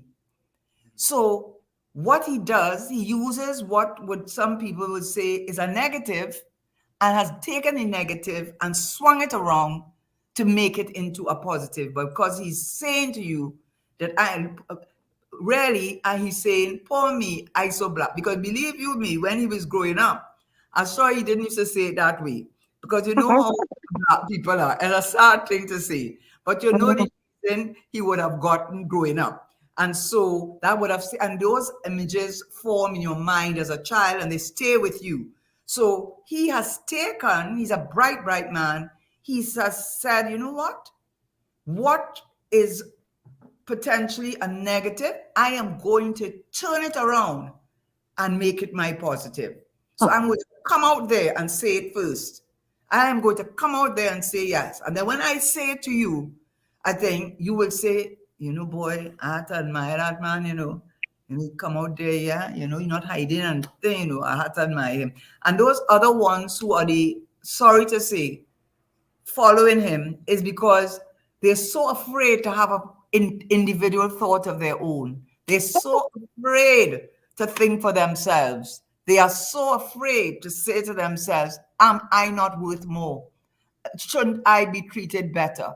Should I not expect more from my prime minister? Should I be taking the drag? Should I be taking the jersey? And then when election time come, you want to talk to me like you like me. And as soon as you finish, I can't get to see you at all. And then I'm waiting again. You know what it's like? It's like a woman, abused woman. Her husband abusing her all the time. And she going back and going back and going back, hoping, oh God, well, this time, hoping against hope. No, not just that. She's saying he beat me. That's why he beat me because he loved me. If he didn't love me, he wouldn't beat me. But now, that used to be, I think they got over that one. I used to hear that when I was younger. I heard that one. But I think what nowadays, I might be wrong as a woman, but I would say a lot of it comes from poor self-worth, thinking they can't get anybody else. And he tells them that nobody wants you. Look at you. You look how you're looking. Nobody wants you. Nobody will want you. Watch you, you're fat and ugly. Look at you. And he drilled that into you psychologically. You start to believe you're fat and ugly and nobody, and you should be glad that he even watch you at all. You're glad that he come home once a week. Right? But that's what these followers are. Those are the followers of the PNM. They're glad that Mr. Dr. Rowley would look at their face and smile at them. Oh, good. I get them a jersey, get them a little thing. Because their self-esteem and self-worth tells them that's what they deserve. Karen, a quick look at the budget. Oh God, yes, go off on all these topics, huh? You see those things that close to my heart, eh? But you gave me, I want to tell you, Anselm, I want to thank you for allowing me to express those views as I have this afternoon. I thank you for that, though. Karen, anytime you come here, we appreciate you taking time in order to come here and express your views. You see that, Karen, it's not just about the budget, you know. Right? It's not just about the budget. There are so many other things happening in Trinidad and Tobago. And let me digress a little bit here. Karen, I am from Chumaka, Clavantel, building one apartment, 2-1. I grew up in a household with 5 siblings in a 2-bedroom apartment and a single mom who used to work 10 days to feed her family, right? And Karen, I had to fight with the PNM for a building that was burned down in 2011, that in 2022, still sitting there, abandoned, right? And it's a community that have never forsaken the PNM, never. And we have a fella, let me call him by the name I called him before, Phil Gerald Hines, who have failed these people miserably. It failed Gerald Hines. And we had a saying on Wall Street, you fail your way up to the top. The man failed as public utilities minister. He failed in another ministry, right? He failed so much. He failed so much. He get promoted to deputy political leader, right? We used to say on Wall Street, you fail your way up. When you fail in one place, they move you to a next place, so you could go there and fail too. All right? And PNM people, Karen, PNM people going and try to find excuse as to why the building sitting in Lavantel, he left a decade and 1 year abandoned. Abandoned. You would have said to me, oh God, Wall Street, you ain't fed up talk about that building. Every time you come, you only talking about the building, the building, the building. Talk about something else now. Oh, so you want to tell me now what I should talk about? You talk what you want to talk about. I go talk about what I want to talk about. Many of them people didn't even know where Chumaka Clavantel was. And I admit, I'd never heard of it. I never heard of it. Karen, I know of it. It's well known. Karen, it have hundreds of thousands of people never knew what Chumaka Clavantel was. When I started to talk about Chumaka Clavantel, all in a sudden, people know where Chumaka Clavantel is. And let me tell you how worse it gets, Karen, and I'm sorry to digress so much. It have a person telling me, well, Wall Street, you know that building is in Pleasantville. I said, boss, I live in America. And I could tell you living in Trinidad. And I am telling you, the building is in Chumaka Clavantel. And you telling me, no, it's in Pleasantville. I said, boy, you see what happened? What they gave Pleasantville is all the way in south. Yeah, Pleasantville. Karen, I live in America, and I telling he who living in Trinidad. I said, boss, why don't you go and take a drive up there? Google, let him Google GPS. Yeah, or Google it. Or you know what, Karen? Let him Google. Send a drone, man. Send a drone and you could go up there and see. Yeah. A little drone, you could do that from wherever he is. And that is part of the problem that we have in Trinidad and Tobago, Karen, in that communities like Lavantel has never forsaken the PNM, never voted for another party. Can I say something to you with thing? And I see the passion in your voice, and I understand it because sometimes I have to regulate my own self over my own passion over issues that since I know myself, I've been consistent. You know, true macaque, what it means? Yes. True monkey, bam, bam. Macaque is a monkey. True is as a whole. Yeah, true monkey, bam, bam. Yeah. Macaque is a monkey. Literal translation, true is whole. Yes. And then the patois people used to say, but my father used to speak patois, chupul, meaning monkey bottom. Yes. Monkey bam bam. Tell people let me come back to the point though. Let me get back to your point. Ansel, we're approaching top of the hour. Okay. Yes, and I'm trying to say it as discreetly and as carefully as I can. All ministers may serve different objectives and purposes for you. Okay? And what you may see as an abject failure may be seen from another point of view to be a tremendous success. You ever work with people who everybody can't stand, but the boss like that worker and you can't understand? Correct is right. I fully understand. Because you know what? You don't know something. WZYE 95.9 FM. So Karen, you know something that you don't know. And what you know is that when Mr. Manning days, he was not in the government. That is for sure. But you know that there's some of them who serve are very good ministers. They are very, very, very, very good ministers. You may not find so, but it's the boss may find so. Yes. So, Karen, Top so of the all that hour. thought right there. We're going to go for a quick station identification. It's in the village with the DAT triplets on WZYE 95.9 FM. Stick and stay. We'll be Can I right ask back. you something off the air, though? Well, hold a minute, Karen. Let's go for a quick station identification. Stay right there. We'll be right back. You're listening to WZYE 95.9 FM. You are listening to WZYE-7 95.9 FM, the most influential name in Caribbean radio in the tri-state area. Broadcasting from East Orange, New Jersey, the most influential name in Caribbean radio, WZYE 95.9 FM. We are back with you. It's in the village with the DAT triplets on WZYE 95.9 FM. We are with us, former Minister of Finance, Karen Nunez Tesheira, and we're having a very spirited conversation. We did speak somewhat about the budget, but we are talking about many things that are facing Trinidad and Tobago. Go ahead, Karen. What you were going to say? No, but I won't say it because I will bring it up on this not the right time. So we could and you'll understand why when I do say it to you. But you know, if you want to just, I don't know how long we have again, but in terms of the budget, I think we have another hour. We have another hour. Another hour. I have another hour with you. Of course. Huh? Yeah. No, yeah, Miss Speechless. So when I give you all my talk, I can talk anything now because we have so much other things that we can speak to. And that's why we bring you here. You know, we bring you here so we could talk truth to power and talk what we have to talk about. Yes, well, I didn't understand. Actually, now I'm looking at. I'm looking now at the GDP for Trinidad, and this came from the World Bank. And from 2016, it was negative 6.3, and then 2017 negative 2.7, then 2018 negative 0.7, 2019 negative 0.2. 2020 negative 7.4, 2021 negative 1.0, and I think one of the years though it was 0.1. 2019 it was 0.1, which was a positive.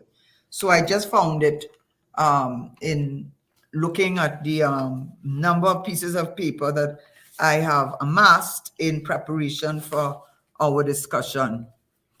But you can ask me questions. Maybe that might be more helpful since I think that I've touched on the major issues that were raised in the budget, the diesel, the fuel, the LPG, which has stayed the same, the question of the minister spending an inordinate amount of time trying to convince himself and the country that they're going to get the production that they need, that all the projects that have been promised us from the first year, at least 2016, that they're all going to come on stream in 2023. And I think those are the major issues that, and of course, the production level is most worrisome.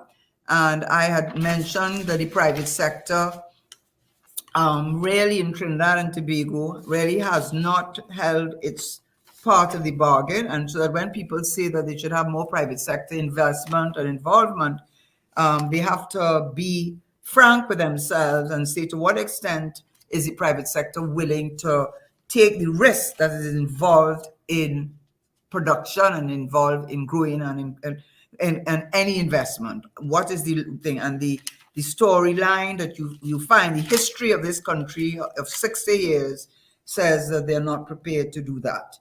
And they have been consistently involved in areas which are risk-free, basically, and provide them with safe havens. I'm now looking at the foreign exchange numbers because I'm trying to make sure that I get them right. And I think what I told you was about right. We didn't really speak about crime, which you know the numbers are about. I think you lose track after a while. But in the crime numbers, what is particularly worrying is the police killings. Now, for some people, if we are frank, I don't think it troubles them that the police kill these young men, because the thinking would be that they are troublemakers they are involved in crime. They've probably killed 1 or 2 people already because they're using high-powered guns when they are involved in all kinds of activities and criminal activities, and they are therefore a burden to the society. And then they go to jail, and the taxpayer now has to pay for their upkeep until, well, they're released from prison. So for some people, the idea of the police killing, well, I shouldn't say killing, these shootouts ending recently with, I think the death toll is over 20 something, the highest it has ever been in police killings ever in the history of the country. Maybe back in Burroughs' days, it might have been high, but recently that's about the highest it has been. But what has been the effect, the collateral damage, so to speak, of these police killings is that really innocent bystanders, and we're talking about children being caught up in these murders, these killings. Because when these young men come out, I'm sure you've seen the videos, they come out and they scatter shot. And anything that is standing around, whether it is the target or not the target, is subject to being hit. And they've had at least 2 occasions recently where young children have been the subject of gunshot wounds based on these attacks by these criminals, because they have them on CT camera or whatever, CCTV camera and so on. So, that is a worrying thing. And what is even more worrying is the approach of the government. I will give Commissioner Jacob acting some credit if it does come to pass. He has said that he believes that the persons assigned to customs should have to undertake a lie detector, the test, and also a drug testing. When we were going to bring in the Revenue Authority, that's exactly what we had intended to happen, that was what was going to happen. That if you worked in a certain department, you could not work in that department unless you passed all these tests and you were tested on you were not given it was not a standardized time. So that was one of the things I saw he has said that they will do, and that came from the Commissioner of Police, so acting commissioner. But as of today, we still don't have a Commissioner of Police. As of today, we still haven't a commissioner, and that is going on more than a year now. Karen, I want to do something, and this is me, Mm-hmm. And I didn't discuss this with Karen. Karen, I worked at the New York Stock Exchange for 23 years, and I want to say to people in the chat, I worked in a department called market surveillance. And what you all trying to accuse Karen Nunez Tesheira of, I worked in that department, and I can tell you guys, I worked 23 years. None of you guys, none, zero, nor duck, have the experience that any one of you guys, like I had, with talking about insider trading. I could tell all you guys about insider trading. So I could defend Karen Nunez Tesheira when it comes to insider trading. And anybody in the PNM, anybody wants to attack Karen, I will put my 22 years in the New York Stock Exchange, working in market surveillance, enforcement, member firm regulation. I was one of those individuals who looked after that. So when all they want to talk, right, all they don't know what they're talking about, all they don't know, and all they had to stop it. All they had to stop all the rare tricks. It's not rare tricks, it's rare tricks. And I could defend Karen Nunez Tesheira any day about that. And Karen, you didn't tell me to do this. No, I didn't ask you about this, right? No, you didn't. Right. I never talked to you about this. Never. I could do that without, I could do that with my eyes closed, with two cogs in my ears, right? And I could defend Karen Nunez Tesheira when you all want to talk about insider trading. Okay? Answer, let me go behind you. Let me go behind you. Okay, you come before me. Okay, you I'm defending you. I was raised in a school I went to. You cannot and should not be assigning titles to individuals like Miss Tesheira Nunez, other than the one she is her business and professional title. So for you people in the chat that are referring to her in a derogatory way, before you come here and get some knowledge in your coconut, you're looking to disrespect the woman, right? I'm just letting you know, charity begins at home. Go ahead, Anthony. And Diana, that's why I had to say that, and I have to say it. I will match my experience to anyone in Trinidad and Tobago who wants to talk about insider trading. This little boy from Chumaka Clavantil, building one apartment 2-1, will take on anyone all you. Come any day, all right? And I'm putting it out there to any one of you guys. Any one of you guys want to have a discussion on insider trading, market manipulation, or you come and talk to Anselm Liborn. Okay, And go back to school and get some training. I'm glad you brought it up. Karen, I'm sorry because I didn't bring you here for that. I'm sorry. I didn't bring No, but I'm glad you brought it up because, you know, there's a part of me that's always in the education thing. So let's start, you know, by the insider training. Number one, and this is why, you know, you lose so much faith in people who hold positions in this country, because I could tell you after a while you can become a great cynic. What I would say is this: the acting DPP, who I taught at law school actually, Mr. Manning vetoed her appointment as DPP. So her mother, Hazel Brown, may God rest her soul, died a few days ago. They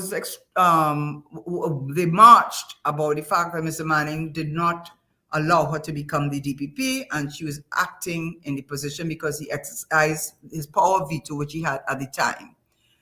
So what she did, and I'm saying it on this show, she's a judge now, and I'd like her to be able to, I'm saying it openly now. I'm not in any parliamentary anywhere. I'm saying it openly now. What she did, which was so unprofessional, I'm glad I'm getting a chance to address it. What she did is she wrote a letter, had to have given it to then head of the opposition, Kamala. And I was on my way back to Barbados to teach my classes to find out that she had reason to investigate me under, I can't remember the exact name of the legislation. At the time, I had two very good lawyers, one of which was Douglas Mendez, among the two that I had. And I took my letter to them. Number one, the DPP had to have known that in order for you to make that charge against me as a public officer, the company had to have been either a state-owned company, a company trading on the stock exchange, a company where it was a family-owned company and had never, ever been anything than otherwise. So to say that I have done insider trading, that's what happens when you're talking about the banks and people working in the bank and who they are shareholders and they're using their knowledge to get a benefit.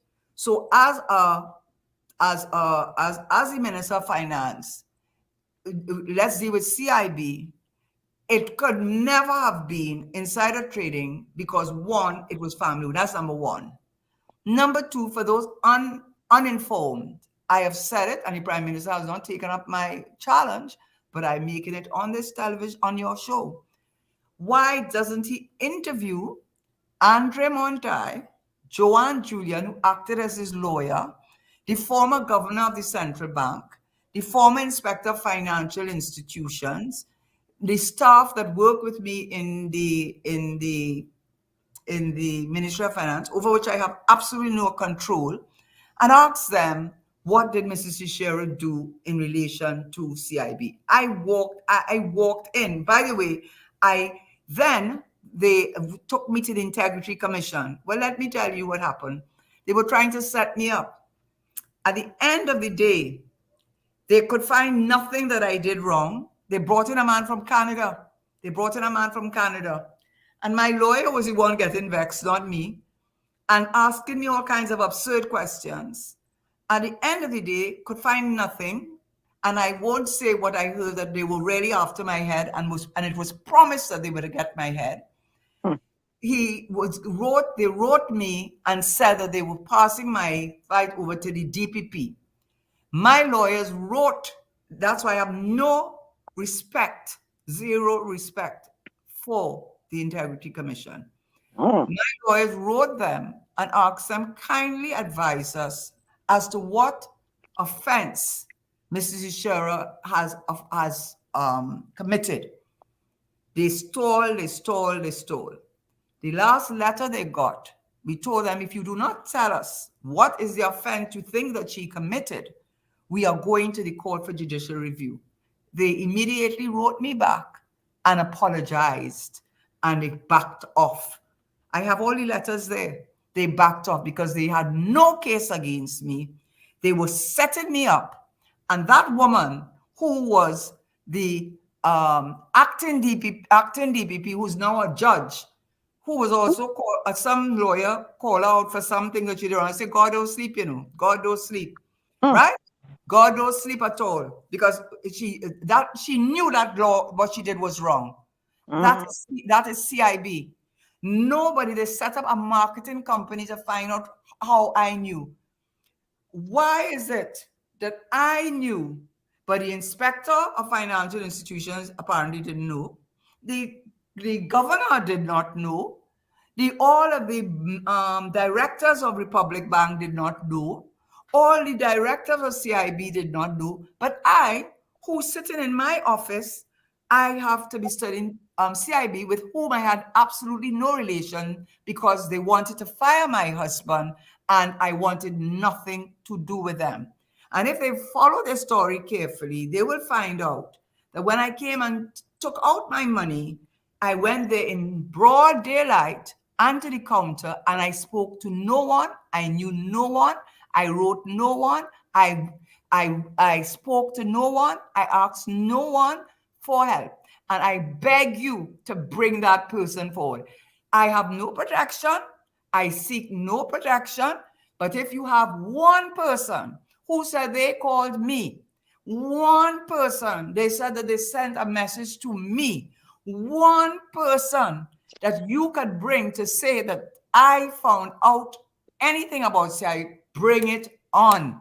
Bring it on. I want you to bring it on. Because why you don't go after the inspector of financial institutions? Why you don't go after the governor of the central bank? Why you don't go over after the directors of these companies? Ask every single one of them. Because they set up a marketing company, because I couldn't believe that I just took it out, because I was so sick of them and how they treated my husband, right? And they set up a marketing company, which was really an investigative company, to find out who told me about it. And they found no one. And I am begging them. You see, I'm sitting on here. I beg the Prime Minister to release the CL financial report, to shut up people. And I'm begging you, whoever listening to me, go to the Prime Minister and say, I said this. Tell them they have to come out and say, I told Mrs. Tesheira, or I sent a message. I'm begging you to do that. I'm begging you to do that. I hear what I'm using the word? I'm begging you to do that. Because I have nobody protecting me. I have nothing to be afraid of. I have nobody protecting me. Right? So if you believe what you want to believe, Prime Minister, come out. Andre Montai, you come out and say what I did. I will tell you another story. Mr. Manning is dead, so I could talk. Right? So Andre, like saying, that is to tell you why they did. It's they that did this to me. Mr. Manning has never asked me to do anything wrong. But when we said at Clico Investment Bank, Montai and them run that bank down to what it is, no. They cannot benefit from the government bailout. So I sat down with the governor and we excluded anyone who had been a managing director, he wasn't there anymore, and their family from benefiting from the government bailout. I said they cannot benefit from this. Now, if I was in their pocket, you don't think they'll mash me up? You don't think they will call out the name of the person who told me? They would destroy me. And not only that, I know, and I'm telling you, my understanding was millions of dollars he had, which I did not know. And now Mr. Manning is dead, I could say it, because I have nothing to lose. He rang me up at about 6:30 in the morning and said to me, because Monty didn't call me, 6:30 in the morning, and asked me if I could help on Monty. And I said, I am not helping out any of them. I said he took the bank and brought the bank to where it is today.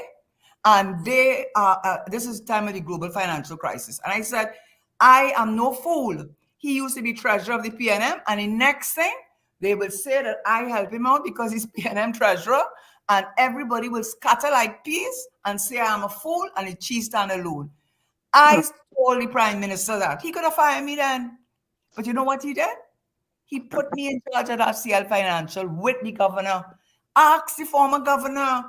Ask the former permanent secretary. She was in the room with the governor when I spoke to the prime minister. When the governor came in the room and said there's a problem with CIB. And I told the prime minister in the presence of what's her name? Oh God, the permanent secretary everybody have respect for. Oh gosh, shoot. My permanent secretary.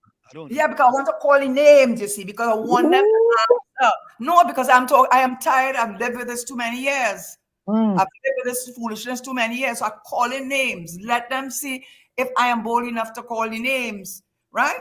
Ask them, the former permanent secretary in the Ministry of Finance. Oh gosh, what is her name? I'm sorry, I can't remember. Keep going. You're going to remember. Keep going. Right. When the governor came to me and said he needs to speak to us, and he went in the room, and the governor told us that CIB is in trouble, I turned to the prime minister in the presence of the permanent secretary, Alison Lewis, in the presence of Alison Lewis, the permanent secretary, in the presence of the governor of the central bank, and said to the prime minister, Mr. Prime Minister, you know I just take out my money out of that bank. And I tell my sister to take out my parents' money. He said, well, he shook his well. I said, well, if he say nothing, I say nothing too. And that was the end of that. I would be mad enough to say something like that in front of a permanent. Say, ask Alison Lewis, ask her to tell the truth. Ask his former central governor, ask him to tell the truth. Ask Andre Montai to talk the truth. Ask Joanne Julian to talk the truth. Ask them all to talk the truth. Ask them all to talk the truth.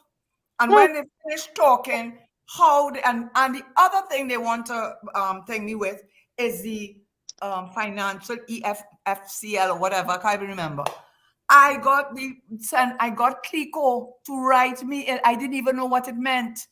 When the president, I asked, my husband didn't work in the law school, you know. So he knew I work in law school, but he doesn't know what courses I'm teaching. Why must I know what products he's selling? I'm not working in Clico. But in any event, whatever the product was, which apparently that is where everybody lost their money. And first time I was hearing what it was, executive and whatever it is they call it. I got Clico to write a letter to say neither I, my husband, nor my children had or ever had any of those whatever they call them. Products, yeah. What were products? You know what I said? Neither I, my husband, they said we have done a very diligent search, and neither you, your husband, or your two children have ever owned that product. Ever. You know what the word I just said? Ever. And go for yourself.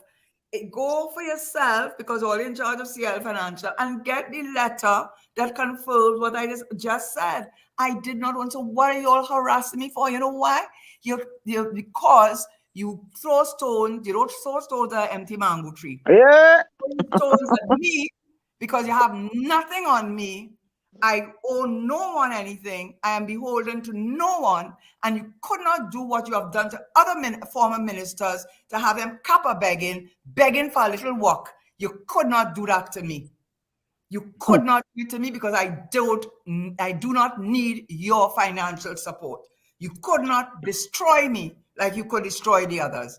That is the problem. And the other thing is, I have a moral compass which many of them who stayed in there apparently do not have, and are prepared to sell their soul for a job, which I know I told them I did not want. One of the big boys came in my house and sat down in my chair for all of them who want to talk. I will not call the name. He could call the name if he wants. And told me to make me a senator. I said, I don't want no senatorship because I don't want to be part of this government. And I told him why. And the reason still obtained.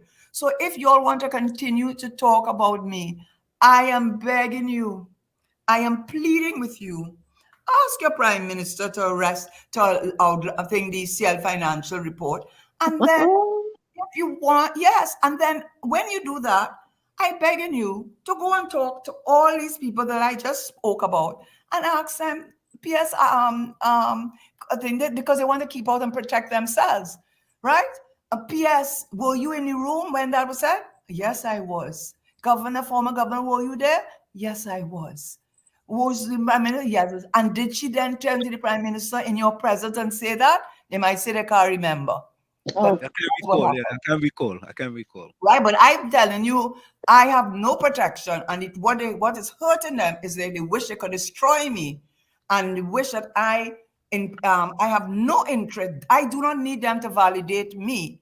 I do not need anybody with money in Trinidad to go yachting, to go to their cocktail parties, to do any of those things, because I don't need it.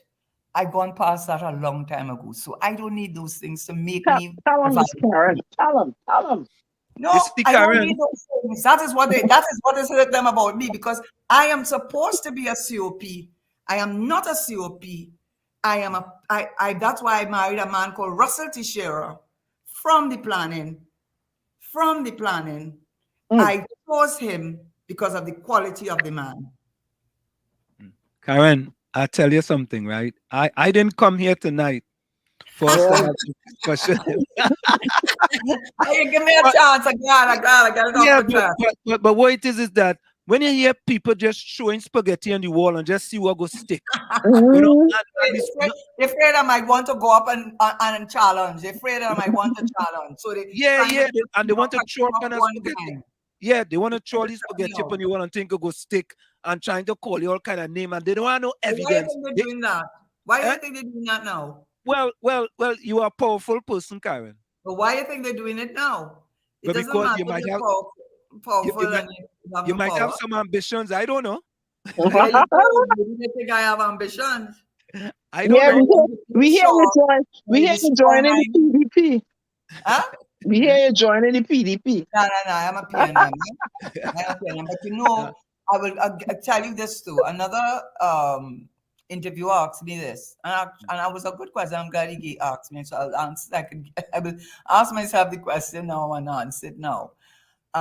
He said, and reasonably so, he said, how could you call yourself a PNM when you are being so critical of the leadership and being so harsh on leadership? How could you say you're a PNM? I said, so when Mr.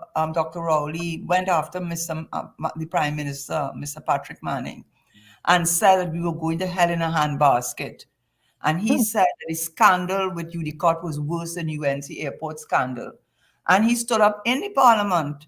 I was shocked because we'd always gotten along. I was shocked when I was doing the property tax, and he accused, very aggressive towards me. I was really surprised because he had never been so to me before, and said, this property tax is nothing about but wanting to make money. Of course, you know who he represents, Diego Martin West, and it's only about making money. And he voted with the government, but everything he said was against the property tax, of which he was a part of the party and MP.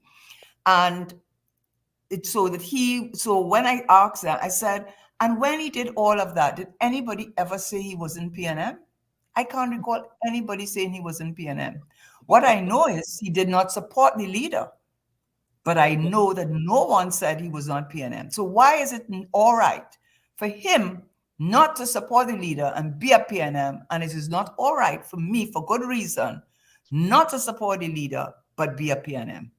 But Karen, let me go even further. Karen, you know for a fact that I was the ringleader that brought Dr. Rowley, not brought him, but they came to this country twice when he was opposition leader, and I hosted them at my house before they came back to Trinidad and Tobago. PNM International, an organization which I formed with other people, and all of us get together for the betterment of. This is when the UNC was in opposition, UNC was in power, and Dr. Right. Rowley was opposition leader, right? Right. And all in a sudden now, because I don't like some of the policies that Dr. Rowley has, and I'm very outspoken about it, all they know is either is a UNC, or I hate Dr. Rowley, or I didn't get a work from Dr. Rowley, or I didn't get a contract. And I would simply ask them, Karen, if any one of them could prove that I asked the PNM for a contract, asked the PNM for a work, asked any of them for anything for myself, I will donate 100,000 TT to a charity of their choice. And you see, it comes back to the question one of your persons asked early on. And that's the reality. The reality is there are many people, and I'm sure within his own cabinet, wish that he would not be leader. But they're afraid. But they can't say nothing. They are afraid of him. And you know why they're afraid? Because some of them are there for work.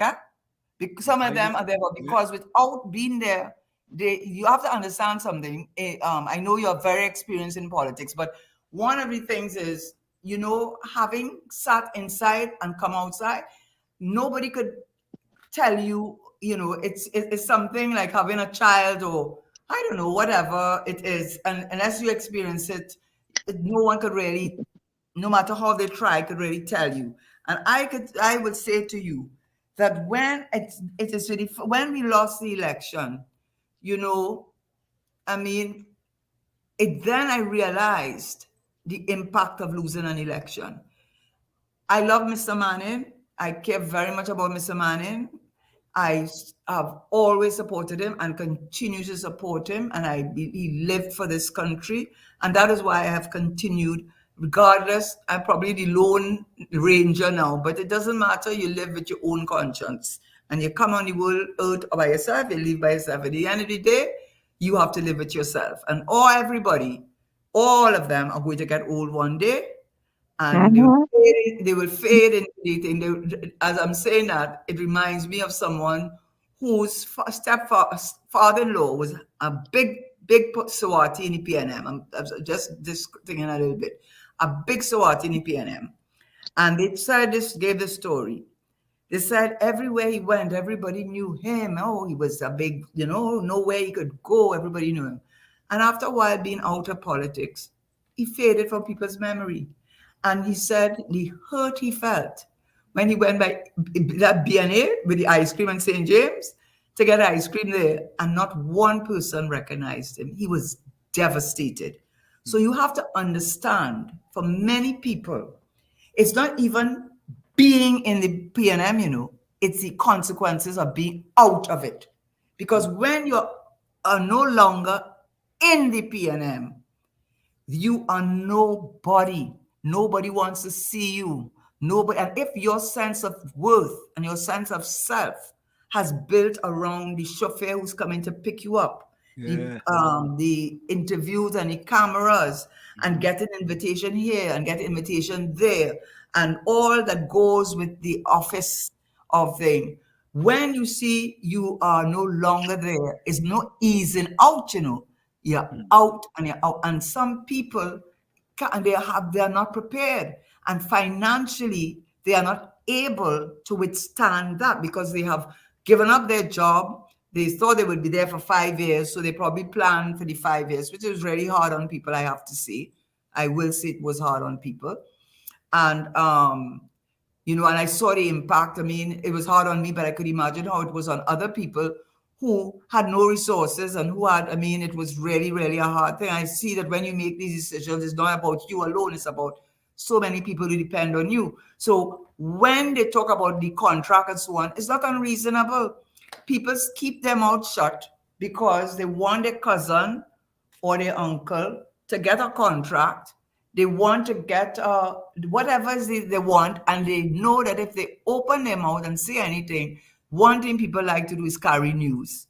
One thing It's a catchphrase. And they want, and you made a mistake and say something, they run in to tell it on you, and then you will find you are persona non grata. And the person who appoints you under our constitution has the perfect power to disappoint you. And if you happen to be a senator, you don't even have a constituency to fall back on for salary or for a position. And but Miss Karen, is that the way it should work in a republic? is that the way it should work in a According to the constitution in a republic, the voters, you're not supposed to be run by no elite 1%.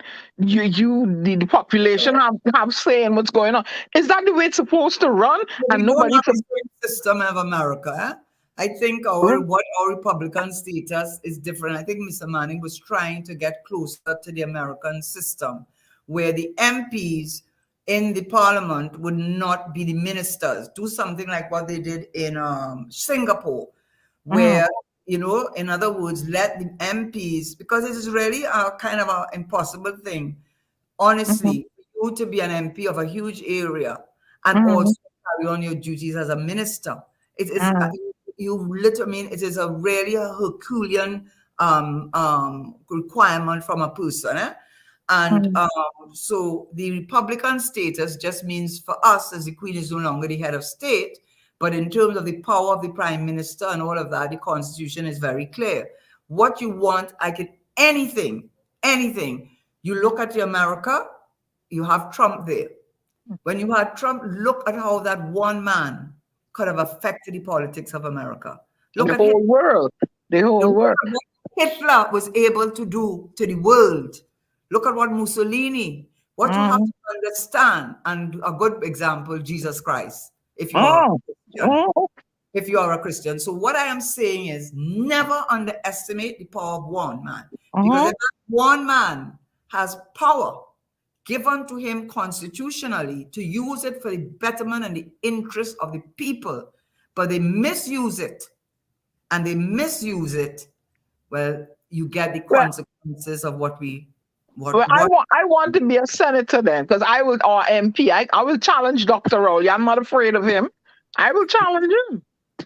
You can't challenge him in West Diego Martin. I will challenge him wherever I can. That's where all his friends live. What's the big deal? What's the big deal? When you come to Trinidad and figure it out, you can talk. Are you also skinny? Well, that's why I tell him I'm a Bajan. I'm not a Trini. I will stand up and challenge him. I'm not trying. I'm born in Trinidad. I will challenge him if I had the opportunity, Miss Karen. If I were in position to, I would stand up and challenge Dr. Rowley. Yeah, I would. And whoever want to follow me, that's all the business. I will challenge him. We love your Prime Minister. I will stop and challenge him. But who is he? Who is he? He's God Almighty. No, the Constitution gives him powers. Yes, Constitution gives him. And it is not written in the Constitution that I can't challenge him or someone in the party can. I asked that question. But they are afraid to. But Anna, the way the party is structured, if you are within the party, it's highly unlikely you will challenge him for the political lead. Hey, I tell you as a Bajan, don't say highly unlikely to come to me. Okay, good. It's highly unlikely. I don't know if highly unlikely. Huh? What do you mean highly unlikely? It would be, look what happened now. You know what's a good example in your own country with Mia Mottley and the former Prime Minister. Frondell Stewart. Huh? No, not Frondell. No, from her own party. Who was excellent. He was an economist and brilliant and well respected. Owen Arthur? Right. You remember that fight between herself and Owen Arthur for control of the party? But there was a fight, and you were allowed to get him and fight him. Nobody ain't telling you to sit down, and you can't. They were allowed to do it. So I think it comes down to a fair. There is something called a utilitarian approach, and there's consequences for your actions. Well, I don't care whatever consequences they want to do, but I will stand up and I will challenge him. If I were in position to. 1 minute. Hey, Spooky, the last comment you make is the last time you're gonna have a disrespectful Yes. comment. Yeah, If you yeah. make any more disrespectful, anyway, you know what? You know what, Spooky? Go Yeah, somewhere block. else. All right? Go somewhere else Go with that. somewhere else. Mm-hmm. We had enough for you. At least I Yeah, had enough for you. I too. Go somewhere else, Spooky. We had enough for you. You're Yeah. outside. Go somewhere else. You're done. We had enough for you. I was watching you all the time, whoever you are. All right? You know, in this chat, you come with respect, you come disrespectful, go some other place with the disrespect. So bye-bye. Enjoy the rest of your night and the rest of your day. So, Well, thank you. yeah. So Karen, Yes, sir. it's interesting that we come to talk budget and we talk more than budget. But Yeah. before you go, um, I made a comparison here. Mm-hmm. Now, housing get an additional $364 million Yeah. from the difference between the 2022 Yeah. and the Yeah. 2023. Mm-hmm. 364 million. Yeah. Right? What's and Karen, I have a passion for sports, and I believe sports can have a significant impact on crime in Trinidad and Tobago, just as how in Jamaica sports is significantly important. Mm-hmm. Why do this government show such little regard for sports and recreation in Trinidad and Tobago? I think it's I think it's a traditional thing. I'm sorry to say. In Jamaica, it is their pride, their music. Well, the Jamaican people are people. They are to be so highly regarded, and they have all rights to be proud of their sportsmen because they take sports very seriously from from the time they go into primary school. They start with the training. Why sports has never taken off in Trinidad? I suspect the reason may be that I don't know that any government we've had has ever really given it that level of interest or given it that level of support, and that the emphasis has always been on the energy sector, on health, education, and national security. I look at Barbados, for example.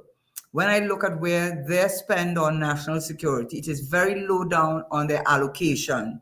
And it's a very sad thing that so much of our revenues that we make goes to fighting crime and could be used in a positive way in sports. The former commissioner, who I do not support as commissioner, but I do have respect for him. You know, I'm talking about Gary Griffith. He is really fanatical about sports, and I'd introduced that into the TTPS in a big way and given out scholarships and so on. I think the private sector can do more for sports to make sports lucrative, because in America, as you well know, when you succeed in sports, you get contracts upon contracts upon contracts to promote different products, and overnight you become a multimillionaire. So the sport itself may make you money. I'm not talking about the NFL players or the leagues and so on, but I'm talking about other sports, whether it's tennis or other sports. It is swimmers and so on. It's a guarantee that you become a multimillionaire simply by getting sponsorship for different products. In Trinidad, we do not have that. Tradition. It has always been the government that has taken up the slack, and I don't think the private sector in this country, except when it became to Brian Lara, are prepared to give the kind of financial support to sport to make sport, especially the retirement age. If you're dealing with sports, you know that sports has an early retirement age. Everybody is talking about that guy. What's his name? The top player in football. What's his name? American football. What's his name? Tom Brady. 45 years of age now, right? Yep. And people talking about he way past his retirement age. So you know there's a short shelf life in sports. So what these people rely on is getting either a job to be a coach at a university, sponsorship during the life of their sporting life, and they get it from the private sector, and some support from the government by way of medals or giving them recognition. And I think that's probably the reason the private sector does not do it. There's really no money in sports in Trinidad, and the coaching opportunities are, be they, if they are there, certainly are not lucrative contracts. Well, you know, Karen, I have to tell you, right? I came up with the idea of Sports Development Academy of Trinidad and Tobago, and I pitched it to the UNC, Minister of Sports, Anil Roberts. I pitched it to the Minister of Sports, Daryl Smith, and the both of them ended up with the same end result, SALT. And I pitched it to them because my son attended IMG Academy in Florida, and IMG Academy is a place where a lot of people go, and there's part of a sports tourism as well. A lot of people send their kids there for a 2-week camp in tennis, a 2-week camp in track and field, a 2-week camp in basketball. And I find Trinidad and Tobago will be a prime location to have one of the first sports academy in Trinidad and Tobago, where people could actually come. When their kids come to a camp, people can make it a family trip when they come to Trinidad and Tobago. And, you know, we'll be bringing, you know, US dollars to Trinidad. And I thought, you know, well, I don't know what my chances with the UNC was, because, you know, I'm a P&M, right? You know, but for the country, I feel I had to do it and, you know, meet with the Minister of Sports, and I met with Anil Roberts. And then I thought my chances were even better now that I'm a P&M, and Dr. Rowley was in my house twice, you know what I mean? And he come and we pray for him, I think, when he was an opposition leader, right? And now he's prime minister, you know, send a proposal and everything. I thought things, and this is not for me, you know, this is for the country, right? I thought things would have been good, but, you know, say what? You know what I think? Two things with that. Trinidad has, I know you're going to tell me, so does Jamaica, out of control crime rate. But the difference with the crime in Trinidad and crime in Jamaica, they're able to insulate the crime on the North Coast from the crime in the Tivoli Gardens and these areas, right? Yeah. So that is, Trinidad too small. There's really very little places in Trinidad that you will not be watching your back, being afraid of crime. And people know that Trinidad has a very bad reputation for crime. If you go on the website, Trinidad is high up with all the warnings against crime. And parents sending their children here are going to think, when my children going out for a lime and they go down Arapita Avenue, and next thing I get a call that some gunman shoot them. That's a reality. So I say the crime is a big issue. Secondly, Jamaica has been able, through its attention and its focus on sports in general, they have been able to have the Atto Boldens. There's a show on television. I should be ashamed to say that I watch all these shows, but anyhow, I do. Real Housewives. I do watch the Real Housewives shows. I have to confess. And on one of them, there is a Jamaican. She was a runner. She had a gold medalist. They have gained a reputation, as have African countries, for being very good in sports and in running and so on. We have not had that kind of reputation, and they are also able, many of them, to get the coaching opportunities, all those opportunities. I think the major stumbling block for you would be the crime, because it's going to be hard to tell young people when they come down here that they have to stay within a camp environment, even on the weekends. And their parents will have concerns, and also have we had the kind of investment in sports that people will look. Trinidad knows, everybody knows Trinidad for Steel Band. Everybody knows Trinidad for Carnival, right? So that's not a hard sell. But if you talk sports, people are going to say Jamaica. Yeah. So that Go ahead, Tommy. Karen, I was thinking it, but you touched on Steel Band. Now, that's one of the most valuable resources that we have that we don't exploit fully, because that could be such a great outlet and source of income for so many in Trinidad if it's marketed, if it's structured and marketed effectively. I mean, I say it because I once worked for CBS Records, and I know about the music business, and it's a business first, music second.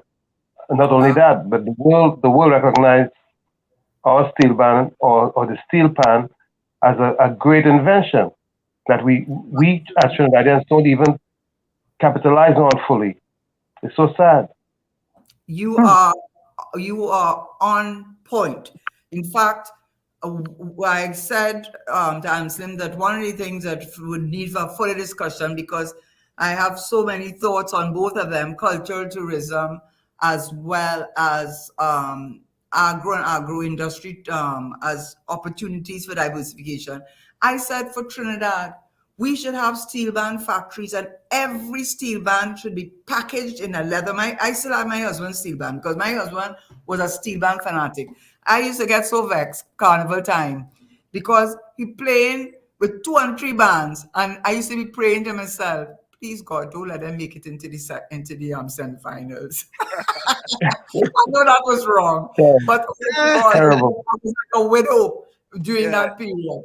Do you know? So, and I have his steel band, I have his pan sticks. And I said, you know, we should be saying the home of steel band. We should have young people giving lessons on steel pan. You pay to join the class, and they would teach you how to play the pan. And the key is the home of steel pan. We should have steel band factories. My son has a friend who is, you would say, differently abled. Definitely differently able, intelligent, but physically very differently abled. All right? He knows him growing up. Do you know that young man is very wealthy today? Do you know why? Steel bands. What he started to do was he started to make he belonged to the steel band that my husband was involved in Cura, Forzata. Yes. It's 2 of them, you know, one that didn't have a good reputation, the other one with the family. Shazando. Huh? Shazando? No, Forzata. Shazando didn't have the good reputation. Sorry, I don't want to offend anybody. I don't want any lawsuit. So anyhow, Forzata. And he used to play in the pan yard, and his father, so on. But you know what he did? Then he started Sweden. His major market was Norway, Sweden, Northern Europe. And he would take orders off the internet, have the pan made, packaged in a leatherette thing. And he has made himself, I think he's a millionaire. My son and me, he's like a millionaire now, married with children, has his own home, just on his own initiative, just taking orders off the internet, getting the pans made and shipping it to the customer. And we are sitting now on a gold mine. And this government, because who would be the ones to do it? And this is 60%, 70%, but no, keep them on subsidies. Well, Karen, I want to tell you, just before we go for a quick station identification, we're not going to keep you any longer. Yeah.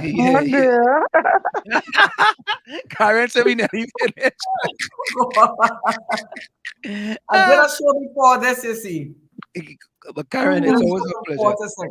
Yeah, so Rennie Mohammed, Judy, Nadia, I don't know who this is now, Design Plus, Marcus Guide, Denise, Rennie Mohammed, Alvin Singh.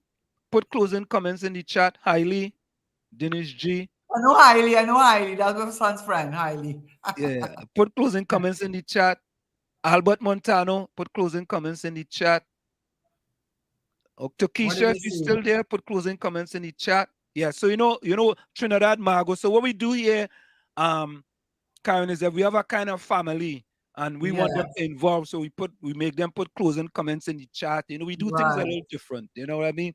And when we have people like you come into the chat, you know, if there are questions in the chat we think are important for you to ask, we ask you questions as well. You know, so Karen, we don't want to keep you any longer, but we have to come back, Karen, and we have to have a chat about some other things that we're not going to talk about tonight. That's right.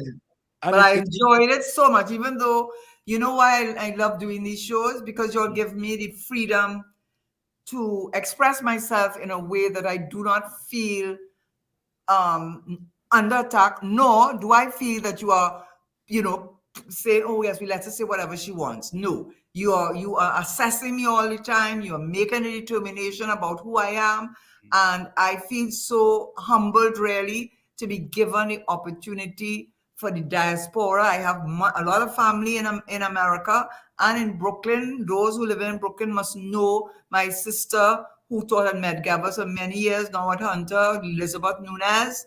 You must know if you have a student. And I am so proud and humbled to be part of this discussion. I'm telling, thank you, Anselm. Thank you, the whole team, for allowing me to participate. And You're welcome. Yeah, and Karen, we want to say thank you too, because whenever I call you, you pick up the phone and we talk, and whenever I invite you, you come. So I hope I didn't fling too many hard ones at you. Not at all. Not at all. I appreciate all the questions. Yeah. So again, Karen, we want to thank you so very kindly, and we'll talk again. Thank you so much, and goodbye to all your listeners, including Spooky. Spooky gone. Spooky gone. She's starting mess, She's starting mess. Right. Yeah, we gotta get rid of Spooky. Spooky had to take us. Even Spooky. Spooky. Spooky. We're spooky tonight, but I ain't gonna lie to all you. Spooky.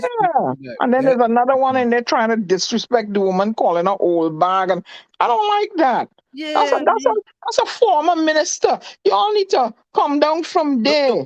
Look, Simos, you will just come. You join me late. We already discussed that. That's a senior woman that served the country. You all need to have some sort of respect, man. Yeah, he said, Marset says Spooky trolling some other page. Spooky really spooked, but I'm watching all the comments, Yeah. I ain't saying nothing, and I say, boy, when Spooky goes stop, boy, right? Again, he or she, he continue, Spooky just continue, all right. You have to remember who these people are. I would never disrespect Dr. Rowley. I would never disrespect, I would not. if he on the show, I wouldn't do that. Come on, I may disagree with him and his policy. I'm not going to go down there and disrespecting the woman, man. You all need to stop. No, yeah, and I would not. As a matter of fact, any people we bring on the program, right, whether they're from whatever side of the political fence, we believe we'll give them tough questions, but we believe it is important to be respectful. Right. Anytime you allow disrespect to happen, it's not acceptable. It's unacceptable. So let's go for a quick station identification. It's in the village with the dark triplets on WZYE. We'll be right back after this short message. Stick and stay. You're listening to WZYE 95.9 FM. You are listening to WZYE-7 95.9 FM, the most influential name in Caribbean radio in the tri-state area. Broadcasting from East Orange, New Jersey, the most influential name in Caribbean radio. WZYE 95.9 FM.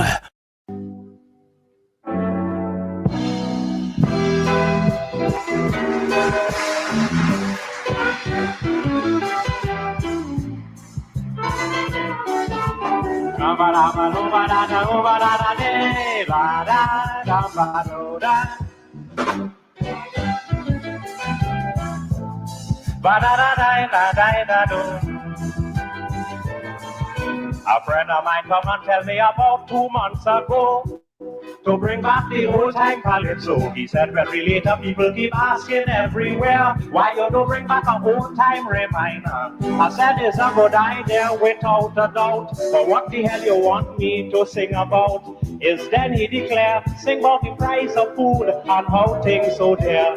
Okra selling $1 for 5, $1 for celery, $1 for chive. The raise currant and the raisin. Egg is $6 and $8 now a dozen. And those averaging around $1.10. And it's $1.25 a pound now for melon jen. A lime long time was old talk and fun, but now a lime is 95 cents for one. Thank you.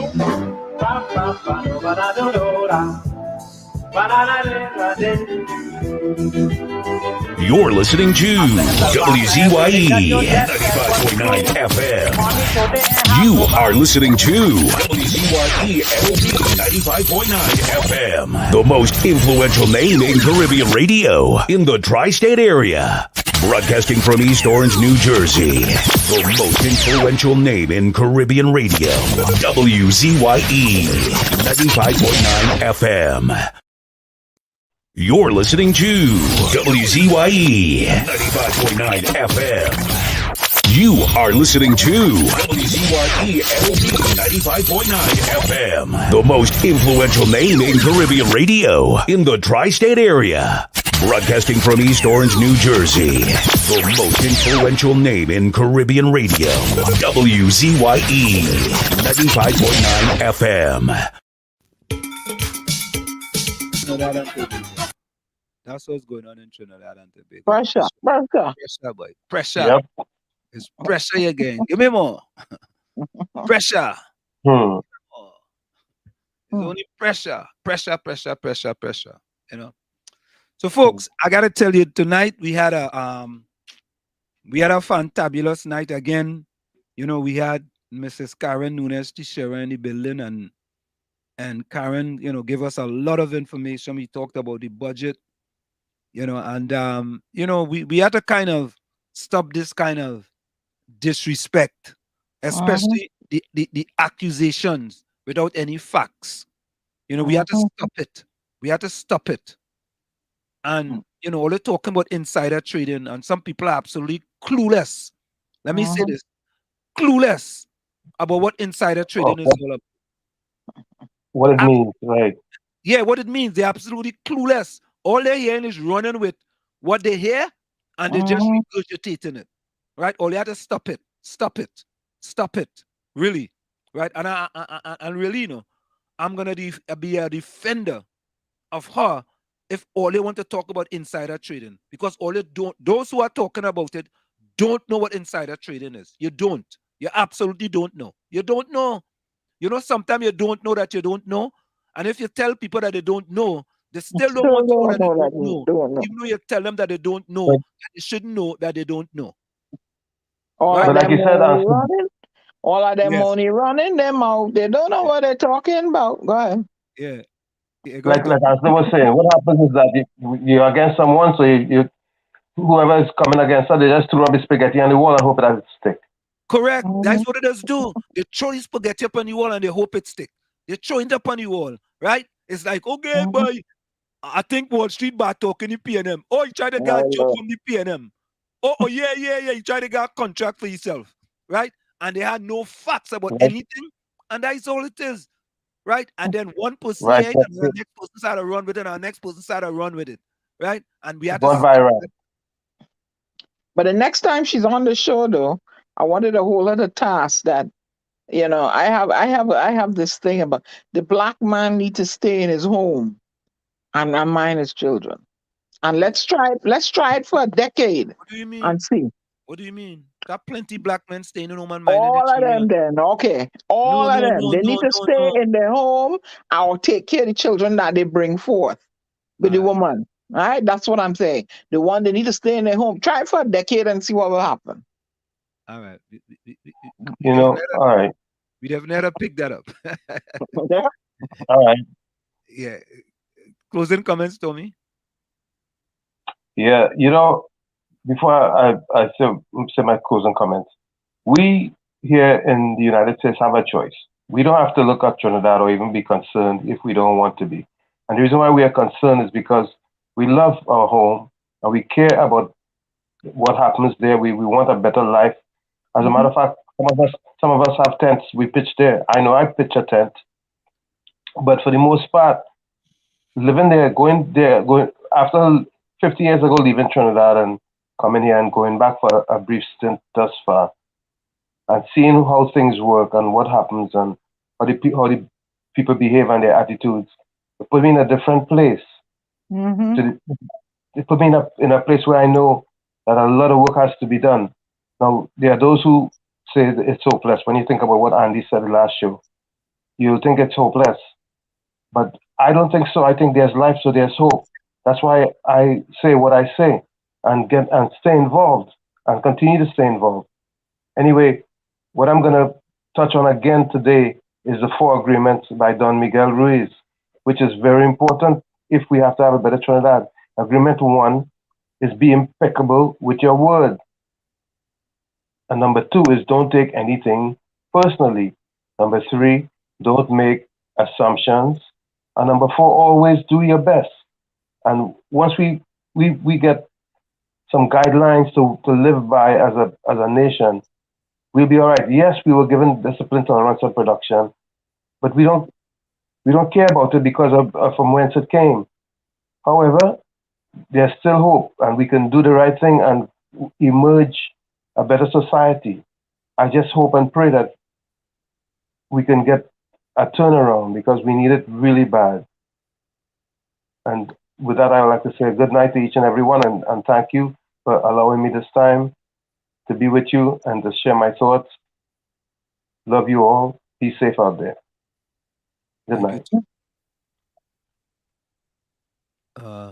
So my quote is, I prefer to be true to myself, even at the hazard of incurring the ridicule of others, rather than to be false and incur my own abhorrence.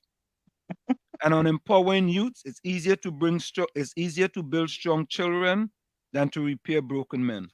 From where I sit, this is it. The clock on the wall. So that's all I like to say, but I've got to go. Remember, hard work beats talent. When talent does not work hard, and for every 60 seconds of anger, you lose 1 minute of happiness. See you. Same WZYE time, same WZYE channel. Go ahead, Anna. Okay, I'm going to stay in the vein that Anselm and Tommy started. Okay, I too would like to give back to Trinidad and Tobago. Well, that's where I was schooled, elementary, secondary, and I worked there for a spell. And that's where I was born, right?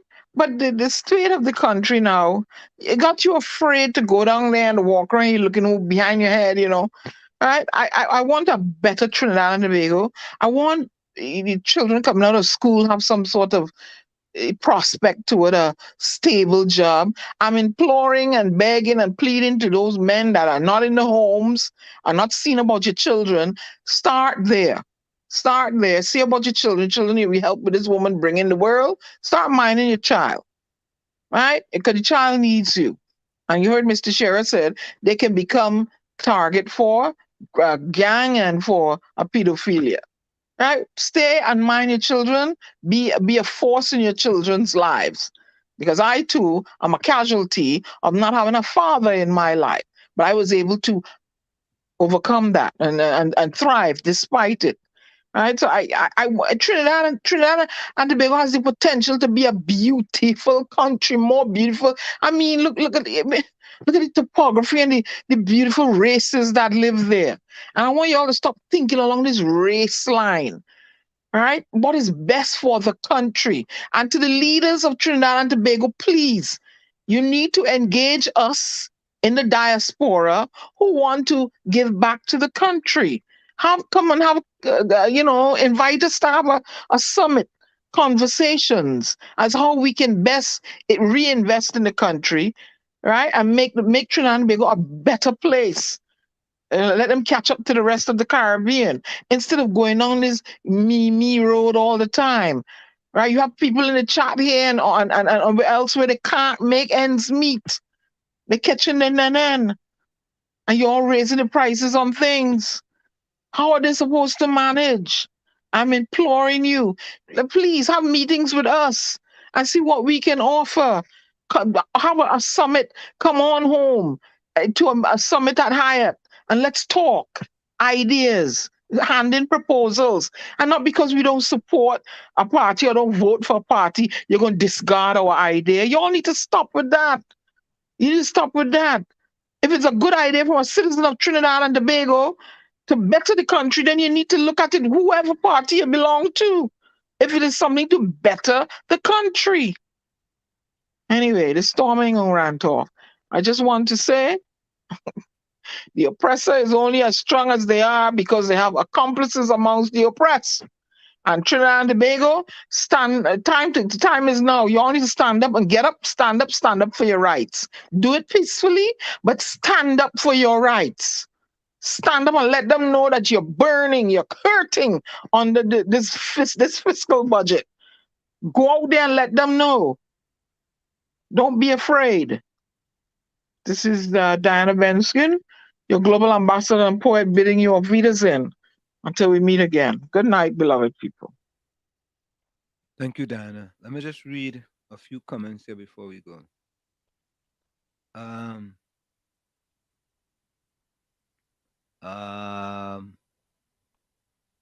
Ray Stelt, you come early again, boy.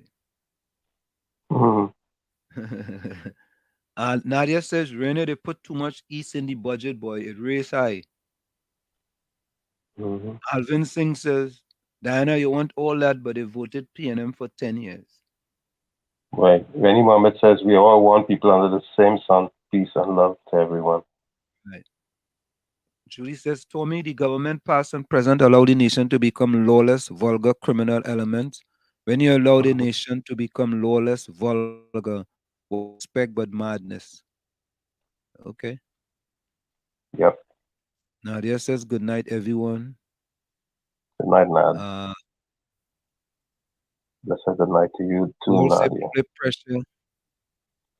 Willard Harris, the relator from Belmont and Port of Spain. Judy says, good night, village family, one love to all. She also says, good night, Diana, Tommy, and Ansem till Thursday evening. Reach home safe and sound. Thank you. You do stay safe.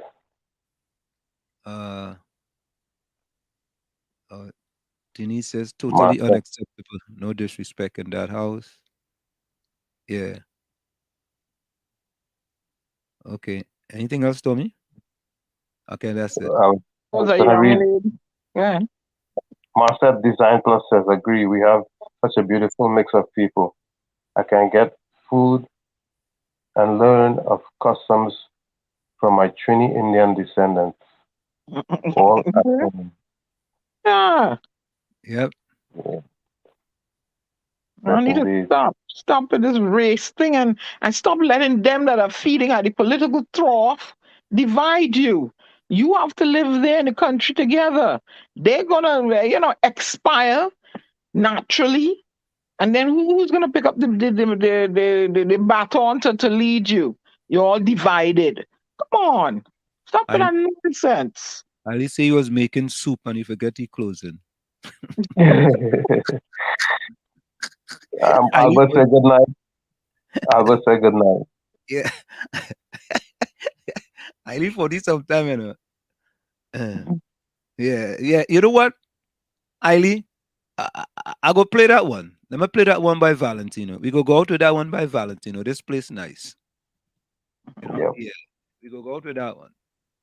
Valentino. Yeah, this place nice. That song from what was that song? Say good night, and Diana and Tommy. Till next time. Thank you, Albert. Good night, Albert. Albert, yeah, Albert. Good night, Albert. Good night, Albert. Good night, Albert. You see now, you call him the right name and then you're trying to change the thing up. Why are you changing it up? Don't change it up, man. You're afraid? You're afraid to call him by his right name? Good night, Albert. Albert. It's not Albert. So, folks, we're gonna go to the with Valentino. Highly requested this one. So Highly, this one is for you, my friend. Listen to the lyrics, Only listen to the lyrics carefully. He's speaking truth to power. Right? All the time. All the time, man. Correct is right. All right, folks. See everyone. Take care. Good night, everybody.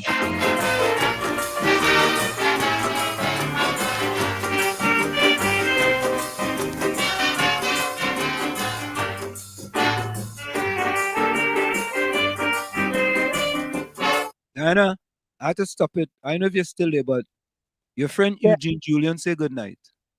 Oh, His wife just gave me phone. I'm gonna have nightmare. Yeah, his wife. Let me see what time his wife gave me phone.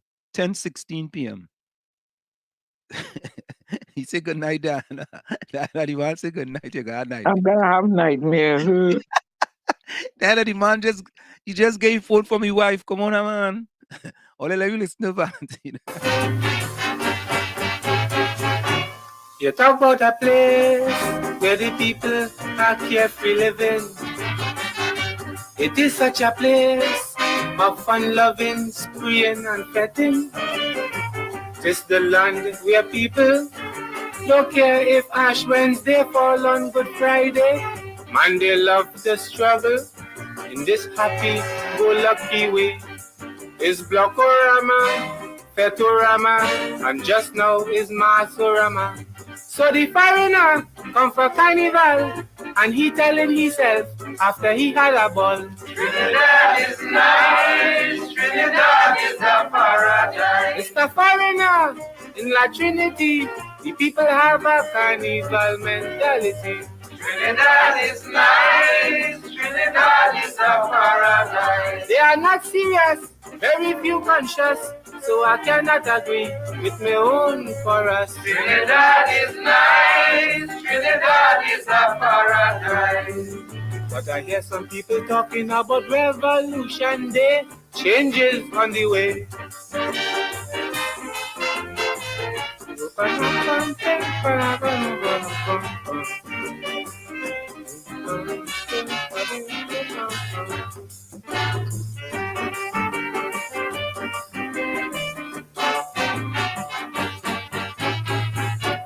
They're born in a land, the better part is controlled by the alien. They fill the pockets of Portuguese, Chinese, and Syrians. Trinidadians is who should own land. Now is the time to make the land their possession, but their sense of taste could just trace to all them fancy showcase. So the businessman, he blow their mind, and his dollars, them got to find. Trinidad is nice for men like Sabda, Kapalani, Mirage, and White Dilemma. Trinidad is nice, Trinidad is a paradise. Business expanding, more banks they billing, so is the capitalist and them who should sing. Trinidad is nice, Trinidad is a paradise. And like the slave masters want to bring back the whip, and the chorus singing like they on a trip. Trinidad is nice, Trinidad is a paradise. But I hear my sister talking about Revolution Day, fire on the way.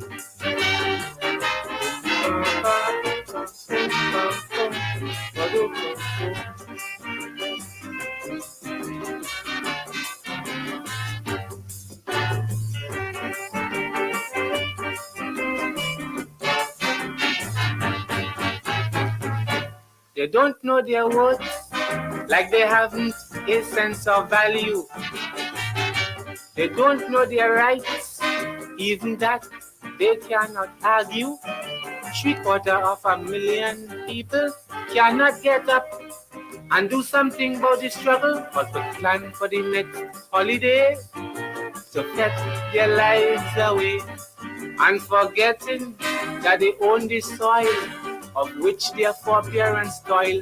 For the people who form the constitution laws, for the oppressors and foreign investors. Trinidad is nice, Trinidad is a paradise. Amoko and Shell business did went swell, on your oil them foreign parasites dwell. Trinidad is nice, Trinidad is a paradise. Yet the song I sing, like if I hearing the chorus singing, God save the King. Trinidad is nice, Trinidad is a paradise.